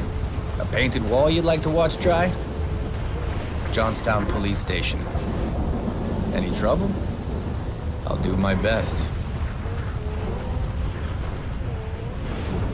27. I tell the driver to drop me off at Stewart's convenience store a half block from Municipal Hall, so I can approach the building on foot. A walkabout to see what kind of check-in system they have in place and coming up with a plan B to find a way inside if I have to. It's more of a mess outside than it was this morning. At least one more news van, fold-out tables with Allison's missing posters, and the orange searcher vests and boxes of donuts. People standing around, gossiping while being careful to mask any shows of mirth or suppressed raised voices in the way of funeral home receptions. But nobody at the door. Once inside, I steam through to police services, thanking a plainclothes cop who reflexively holds the door open for me as the security lock buzzes. By the time he figures out maybe it wasn't such a good idea, I'm through another door across from the lockup cells. I'm guessing the door belongs to Smalley's office. I'm right. The office is large, high-ceilinged, small-windowed, a room that once performed a different function and that has been repurposed on a budget. Smalley is behind the cluttered desk, his hand retreating from the phone at a distance that indicates he has either recently hung up or changed his mind about making a call. What's notable is how there is no chair other than the one that he sits in. Have a seat, he says. The plainclothes cop comes in. Need anything? Yes, Smalley. You mean like for you to throw this visitor out? Nah, I'm good. The cop leaves after a moment's attempt at a face-saving stare down, and I slide the door shut with the back of my foot. Well now, Smalley sighs. I'm trying to work out just... Did you look in the shed behind the Prue's place? This disarms him momentarily. Why would I? He worked out there sometimes. The father. So? It was padlocked. He had the key. It was his place. Opening up something like... We would have needed a warrant. Easy enough. Bet you have the justice of the peace around for barbecues on Sunday. Smalley leans back in his chair in an effort to appear nonplussed. But what he says next betrays a real interest. Did you have a look in his shed? Yes. Trespassing. And I feel terrible about it. He leans back further. Anything in there? No. Then what's your point? My point is there might have been something in there before I opened it up. Before Allison was moved to the treehouse. Because someone is moving her. You get that, right? The big man freezes for a second. A stiffening that marks his shift from the faked amusement to the humiliated rage I seem gifted at leading him to. You think it's the father, he says. Do you know where he is now? Offhand, can't say I do. Why is that? He's a free man. Not a person of interest? Not someone to keep an eye on because he had the opportunity, a locked shed, a known drinker who's not cooperating with the investigation? Who says he's not cooperating? Smalley smacks his lips together. You mean he didn't cooperate with you? Oh. He didn't let you hold his hand at the seance? That it? This isn't about me. You're upset. I think I got a tissue around here somewhere. The phone on his desk rings. I bend, grab the line, and yank it out of the wall. Will Prue may have been moving Allison to different locations, I say. You don't know where he is. We need to find him, and when we do, we need to follow him. Smalley gets out of his chair. Takes the seconds required to decide what to do with his hands. In the end, he places them on the edge of his desk, the fingers spider-legged out, whitened by the weight put on them. You know, it's almost like you're telling me how to do my job, which I know couldn't be the case because you don't have a job. Not outside of a sideshow, anyway. His eyebrows rise in self-congratulation. In my experience, when a kid goes missing, you can't find the police in their offices, I say, taking my time. They don't eat, don't sleep, don't talk to the media unless someone higher up the ladder forces them to. And here's you, more than happy to hang around at your desk, squaring off in a pissing match with some guy you say you don't have any time for. My question is, what's wrong with this picture? And my answer is, this man, this chief of police, is protecting someone, or knows something he's not saying. That, or he just doesn't give a shit. He's about to come at me. It's something I'm looking forward to. Maybe the reason I came here, if I'm to be honest. But something stops him. A hesitation that has nothing to do with a reluctance to get hurt, or a respect for professional behavior. It's about me. As much as he hates me, he fears me too. And the idea of laying his hands on me is what holds him in place. What happened to you? It might be a question you'd need clarification to comprehend, but I know exactly what he's asking. I saw a monster who gave me something I never asked for, I say. Ever think you're the monster? Every day. But not one who does the kind of thing you're implying. Smalley can tell what I'm going to ask him next. What about you? This is where the Alice and Prus of the world lead every man eventually. What could you be doing that you haven't done? Get the fuck out, he says. I'm about to ignore this and do the opposite in the most active way possible when the door opened behind me. Let's go. Tillman, who knows better than to lay his hands on me even if his voice lets me know he's ready to if need be. We need to talk, Nate, Fernandez says. I turn because I'd like to see Claire, and seeing her does it. Allows me to walk out of Smalley's office unbloodied but tingling with rage. It comes from Smalley not doing his job. My suspicions about him not saying everything he knows. It's also a more fundamental misgiving. The atonal song of every victim. Why me? Why me? Why me?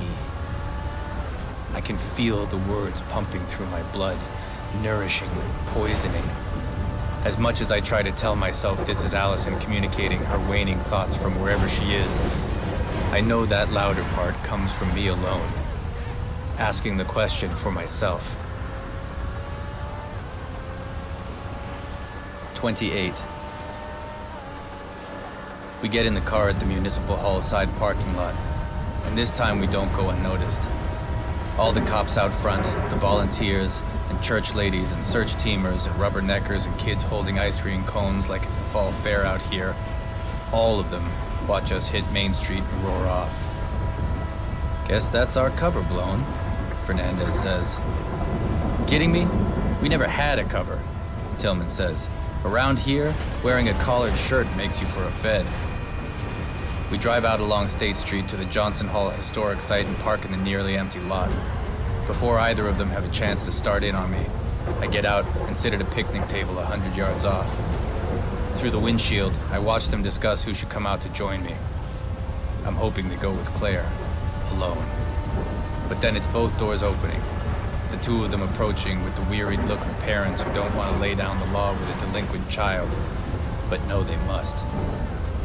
You're fucking this up, Fernandez says as she sits across from me. Smalley is covering for the father. That or he's just useless. I went back to the Prus apartment and the kid told me. She slaps me across the face. You're fucking this up, she says again. It hurts, the side of my face. but I can't show her how much it hurts. And I can't think of what to say that won't sound pathetic. So I look at her and wait for her to say something more. You think you're the only one who can find Allison. And maybe you are, she says. But that's a different thing from you being the only one who needs to find her. Because they put me on this unit to fail, Nate. Not because you're so special or because of your results, but because I'm a woman. And my bosses think my ass looks good in a skirt. And they like my chocolatey eyes, and they figure I need to pass more tests than the ones I've already aced on account of it. You get that? I've had to work harder than anyone to get this far. And this far is the bottom of the fucking barrel. This isn't a planned speech. This is Claire Fernandez having to tell me what I ought to have seen all along. She trained to be a field agent. She blew the rest of her class out of the water, which I had guessed, and which Tillman has confirmed more than once. And what did the Bureau do? They made her a babysitter. At least Tillman had the consolation of being the unit's leader.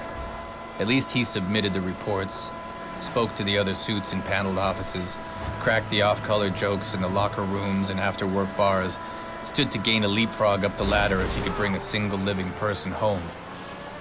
Fernandez would still have something to prove. She always would. I wait for her to follow up what she said with something more, but it seems to be the full extent of her message. So when Tillman sits next to her and leans across the table towards me, I'm expecting him to be the one to rip me a new one. But when he speaks, it's with the barely contained desperation I recognize as the same as my own. It's not a good cop fake-out either, not a pre-planned approach. It's one of those rare moments when I'm forced to admit that John Tillman is a human being. You want to find Allison. We all do. I do, he says. And I know you like to wander off, pick up your radio waves, do your thing on your own, but if you keep walking into people's homes and offices, the chief of police's office, and raising hell, we're off the job, the three of us, pulled. We're on a thin string as it is, and you know that if that happens, these hicks will never find Allison in time. I know it. Do you? Yes. Okay, good. Tillman claps his hand together once to signal the conclusion to the topic and the raising of a new one. What do you have? I tell him about my second reading of Audrey Prue and how Allison wasn't able to communicate through her anymore. How that may mean something bad or nothing at all. That we have no choice but to proceed as though it's the latter. The solid leads I got from the visit came from Jacob, the kid telling me about the father working in the garage, as well as Allison seeing the bone man in the house on Henry Street before she disappeared. You didn't prompt the kid in any way? Tillman asked. No, it was all his. Holy shit. See what this means? The bone man isn't just a messenger. He's for real. He's part of this. Holy shit. Hold on. Fernandez jumps in. You're not saying a dead man took her himself. No. Like I've said all along, he can't do that on his own. There's a living agent out there doing what he asked them to. If that's the case, then what about the other burial killings in other places? Tillman says. We couldn't find anything in common between them, never mind the bone man giving them instructions. It's not something they'd be willing to share if the bone man told them not to. Okay? So it would be worth getting one of them on the phone. Maybe Saul Eldon? I think he's doing his time down at Pollock. Eldon was the line cook in Alabama who built a box and put Karen Bolt, a mother of a daughter, into it, before dropping it under the ground in the trees 20 yards from the 6th fairway at the Demopolis Country Club. Who talks to him if he agrees to get on the line? Fernandez asks. Me, I say. It's got to be me. Tillman nods, knowing I'm right. Fernandez has no choice but to agree. So keep your damn phone on, okay? She says. If he agrees to take it, the call could come through at any time. Fine. Now would be the time to tell them about Tim. And I'm about to when Tillman beats me to it. The house. If it's part of the mix like you say it is, we should find out who lives there now. I have the answer to that, I say. Shoot. When I tell you, I need you to leave him alone. Tillman looks to Fernandez, who calms herself before speaking. It can't be easy, given that she'd clearly prefer to give my face another smack. A harder one. Who is he? My brother, Tim Russo. Brother? He moved back here a few weeks ago and bought the property. Plans to fix it up, starting his life over. You knew this before you came here. I had no idea he was here. I just bumped into him. Where? The bar, O'Connell's. No chance he was giving you a story? He's there. The place is his. He let me in. Showed me my room. You've been inside. That's what he wants, I think. Not my brother. The Bone Man. It's a fucking homecoming. Your brother, Fernandez says, as if catching up to this only now.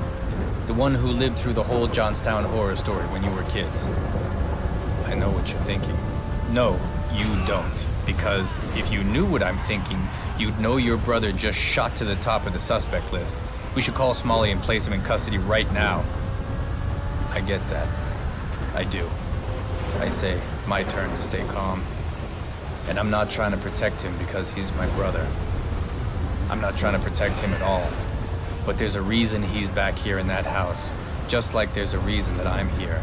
And you, and you. We can't pull any of the pieces off the board too early. That's not how the Bone Man wants it to go. We're taking our orders from a dead man now. If we want to find Allison, we have to. Fernandez brings both hands down on the picnic table. It startles Tillman and me both, so that, in rearing back, the two of us have the same struggle to not fall off our bench. This is fucked up, she says. You're aware of this, right?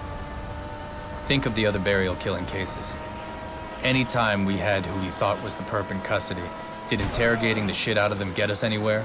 I say, taking my time. No. They never said a thing. And whoever took Allison will be the same. They won't give us the answer. They aren't the answer. This is a big ask, Tillman says. Nobody has to know. They'll know. They'll all know. After. When it's all done. When it won't matter. Tillman glances Fernandez's way. She doesn't look at him or gesture in any discernible way, yet still communicates her assent in a way he understands. Okay, Tillman says with a sigh that blows a cloud of steam into the air. What else? I tell him about spotting the bear prowling on the roof with bear muffler, and how it might match the black and toothy part of Audrey Prue's reading. But Fernandez is skeptical about this too. Doesn't seem conclusive to me, she says. And even if you're right, why would she note that? What's the relevance of a muffler repair shop if she didn't end up there? I think she was going from one place to another, here in town, I say. Whether under her own steam or under someone else's control, I don't know. But these things I heard and saw in my reading, they're not signs, not symbols. They're real things. Real things she had trouble naming outright, or didn't want to. That's right. Why? What was preventing her from seeing these things directly? Not seeing. Saying, I say. The sleep that's not sleep. And what's that? Unconsciousness. She was fighting to stay awake. Or death, Tillman says. Maybe she was dying and knew it. Yes, I admit. Or that. So it's a scavenger hunt, Fernandez offers, eager to shift away from this line of thinking. Something like it. And she's the prize at the end, Tillman reasons. If we figure out the beginning and the middle, the ending is still to come. We need to figure out what we have now before we even get a chance to see it. I'm not sure I'm right about any of this, of course. It's nothing I've seen in a reading, nothing the Bone Man has told me. But I've got to sell Tillman and Fernandez on it, make them believe the seer in me knows more than he does, to keep going the way we're going. What about you? I ask, pulling the two of them back to the moment. Found anything interesting while I was away? Not much, Tillman answers. We followed up on a couple things that Smalley was already working on. I know we're not allowed to talk about suspects, Fernandez says with a chilly look my way. But I'd say our list has gotten a little longer. She tells me about the gymnastics teacher, Mr. Marcuccio.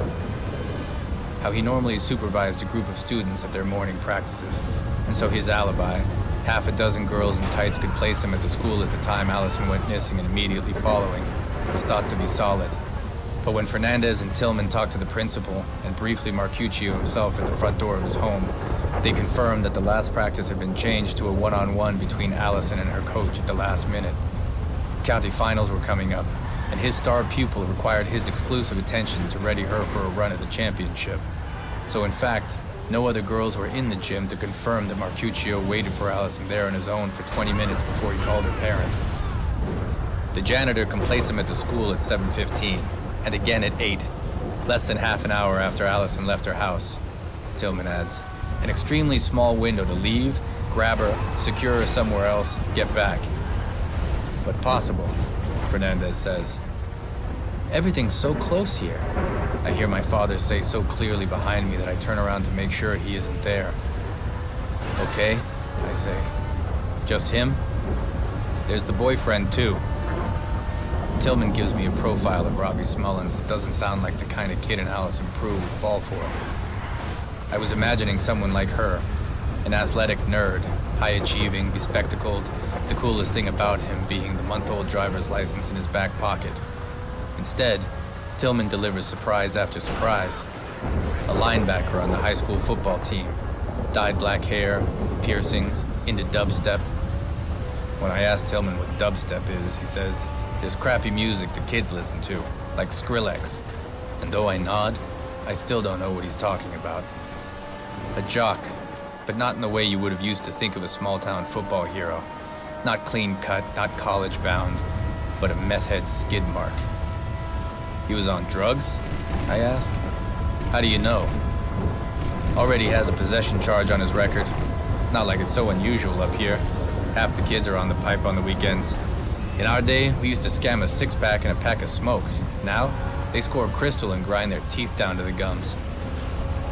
Above us, the sky dims as it takes its first slide into night. The air grown cool, sharpening the stars into marquee bulbs. I open myself up and try to feel for Allison.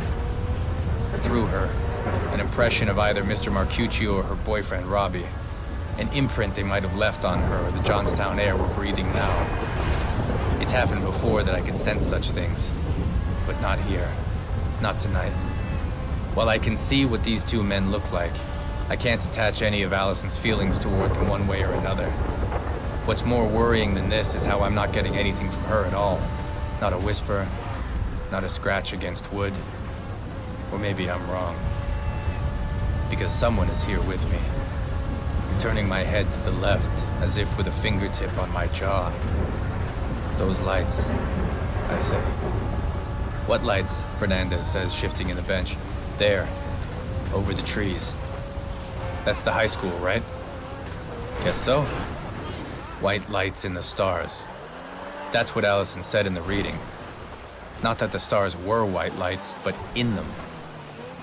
Floodlights, Tillman says. Exactly.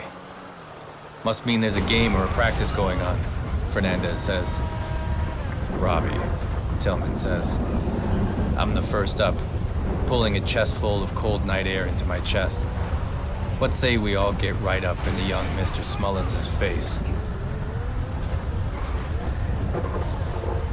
29. Johnstown High School is set on a huge property on a tabled rise at the edge of town, with a 70s-era housing development at one border and a woodlot of mature maple and birch at the other. The building itself is a newish single-story compound of whatever modern design is against obvious entrances and in favor of loading bays and dumpsters being the first thing you see as you approach up the main drive. Now, in the failing daylight, the school's walls are cast in elongated shadows by the football field's floodlight towers. Beneath, on freshly whitened lines of the gridiron, players in full equipment clash along the line of scrimmage and dash out for passes. We pull over and watch them. Dubstepping meth heads or not, Johnstown has a pretty good team. Which one is Robbie? Fernandez asked. That one, I say, pointing. That your psychic thing working? No, that's my witch kid on the offensive line has a silver bone through his nose thing. He's just pulled off his helmet after a play, ostensibly to jog to the sidelines and down a Dixie cup of water from the cooler, but really to take a look over at us, the three strangers stepping out of a black sedan. Once he sees that he's right, that we've come here for him, he tries putting his helmet back on and rejoining the practice, hoping, I suppose, that we're the only legally blind unit in the whole FBI. Robbie! At Fernandez's voice, the kid freezes. His limbs held rigid in mid-stride, one arm out in front of him and a leg kicking out the back. I'm no detective, but there's a good chance that Robbie Smullins isn't bright enough to know how to come in out of the rain. Even when we form a semicircle around him, he pretends we're not here. His teammates breaking out from huddles to drift closer before the coach blows his whistle and brings them back to the line with a, "Your attention, please, ladies." "Take your helmet off and come for a walk with us, Robbie," Tillman says, and it's precisely what he does. Two agents on either side of him, not touching, but close enough to prevent any attempt at a run. And me astride directly behind him, so that even when he looks over his shoulder to see what I'm up to, he can only confirm that I'm the cause of a shadow bigger than his own, hulking and stretched out over the ground ahead of him. When we reach the curb at the front of our car, we stop, the three of them forming a triangle, with me a few feet away. It makes Robbie nervous to have me over here in his peripheral vision, which is why I stay where I am. "We're with the FBI," Fernandez says, not showing ID or introducing ourselves by name. "You were Allison Prue's boyfriend, right? I've talked to the police. And now you're talking to us." He ventures a look my way and I shift further to the side so that he can't take all of me in. "You were Allison Prue's boyfriend, right?" Fernandez repeats. "Depends on what you mean by boyfriend." "You have a problem with the English language?" "No." "Then you know the meaning of boyfriend. Is that what you were to Allison?" He tries to spit, but his mouth is too dry, and he ends up clacking his tongue against the roof of his mouth. "Sure," he says. "She was pretty young for a guy your age. We got along." "How'd you meet?" "At a track meet last year. We were both representing Johnstown at state finals. Took the same bus together." "When was the last time you saw her?" "Saw who?" He does two things at once. Tries to spit again fails. Kicks his foot over the grass. A test to see what it would feel like to make the first move of escape, to turn and bolt. Both gestures, along with his weak attempts at evasion, prove he's hiding something and is lousy at hiding things. "Saw Allison, your girlfriend," Fernandez says. "A few days ago, I'm not sure." "The last time, a few days ago, whenever it was you can't be sure about, what did the two of you do together?" "Hung out." "Doing what?" "Talking, whatever." "You'll need to be a little more specific with us here, Robbie." "I don't remember," he whines. He squints past Fernandez at the field, the lines of the aluminum bleachers like a music staff waiting to be written on. "That's bullshit and you know it," Tillman says. Robbie looks right at him, his next words dropped an octave so that it sounds like a voice that belongs to someone else entirely. "Fuck you. I want to talk to a lawyer." None of us move. It's like we haven't heard what he just said, because to acknowledge it would be to bring an end to what he might tell us here and now. At least, that's the rule Tillman and Fernandez have to play by. Procedure, evidence, admissibility, none of which means anything to me. It's why I go at him. Not an organized attack, so it comes without holds or punches or any of the tricks of initial contact meant to deliver pain. It's a locomotive moving with speed and with its brakes untouched so that when it hits the wall at the end of the line, it just keeps going. It brings the kid down. When he lands on his back, I'm on top of him, forcing all the air out of his lungs. His breath smelling of licorice. He tries to take swings at me, but I pin his arms down at the wrists. And it's with this skin-on-skin contact that his particular suffering enters me, joining all the others before him, forcing my lips shut tight to prevent myself from crying out. It's not the usual kind of agony that transfers from Robbie Smullins into me. Not grief, not the heavy emptiness that comes with knowing that everything will be different, will be irredeemably worse from here on in. With him, it's more anxious. A flurry of thoughts that don't connect and speeds the mind all the more. A terrible worry. Not about Allison. About himself. And this time, as I read him, Allison's voice isn't with me. I don't hear what she saw. I see what she saw. Pictures of the past taken with her eyes. Floodlights. Perfect circles of white set in a rectangle, blinding and merging. An empty football field seen from the shadows just beyond the end zone, only the quarter moon to turn the grass underfoot to silvery blue, the tree line to chrome. Moving through the woods, sneakers crunching over pine cones, branches and trunks, a cross-hatched light cast over the branches and trunks ahead. Looking up, the night sky through the leaves, and then the kid, Robbie, hovering into view, looking excited, his lips moving in dumb words, meaningless because they are unheard but carrying no more significance even if they were. His mouth, his shirt on, his shirt off, no more words. Standing, a pair of underwear on the pine needles, white with a pattern on it, little cartoon drawings. Strawberries, the underwear lying next to a tree, and just beyond it, a fire circle and a box of Coors Light empties, bush party leftovers. Running, following something that can't be seen, but is up there somewhere in the darkest part of the trees, was there, but now is gone, leaving her alone. They pull me off him. It takes both Fernandez and Tillman to do it, though I can tell by the glances they share as they lift me up that they didn't exactly go to Robbie's aid immediately after I tackled him. A hesitation long enough to let the magic happen. Robbie doesn't get up right away, partly because he's fighting to get that first breath in, partly because he doesn't want the big man to jump on him again. That maybe wasn't so smart, Fernandez says next to my ear so the kid can't hear.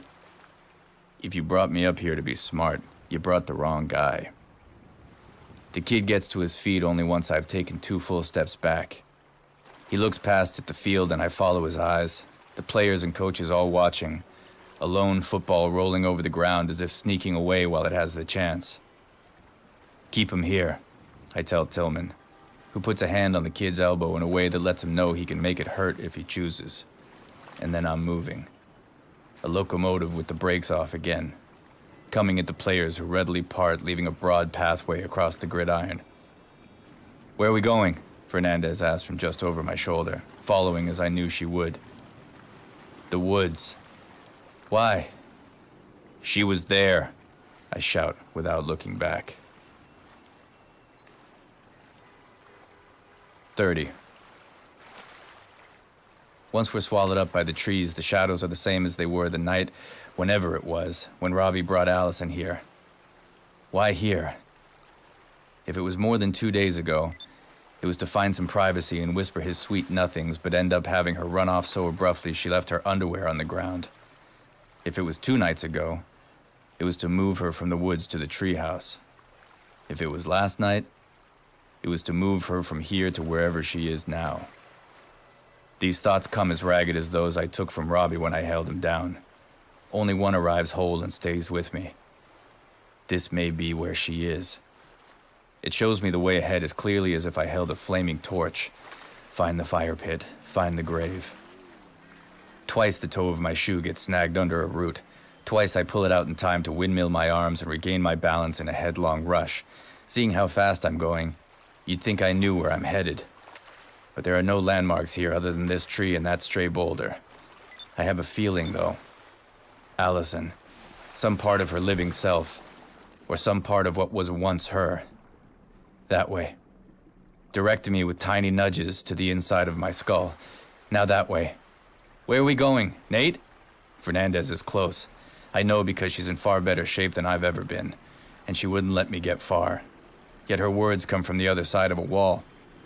Nate! Here. A small clearing, maybe 20 feet across, obscured by a semicircle of dense ferns. In the middle, a smaller circle of white dots piled atop each other, each one a stone, pale on the exterior side and blackened on the interior. No. The beer case, its sides melted away by rain, the cardboard fallen away from the bottles within like a shed skin. Here. The dull glow of white cotton at the base of a pine, the white interrupted by a pattern of strawberries. Don't touch it, Fernandez says. But I do. Use a stick to pull the waistband back an inch to see what I was already sure would be there. Allison P., written on the inside in permanent marker by her mother. It's hers? Yeah. You saw her here? Yeah. Did the kid... Is she... That part I don't know, I say, and find Fernandez's white teeth as she too fights to catch her breath in the gloom. But we've got to get everyone we can out here to look. 31.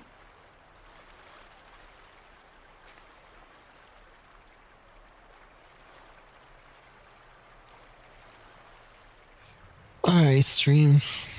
I'm gonna get off. Yeah. Alright. Thank you for watching. I'll see you on the next one, guys. Bye. Go away, Siri. Jesus Christ.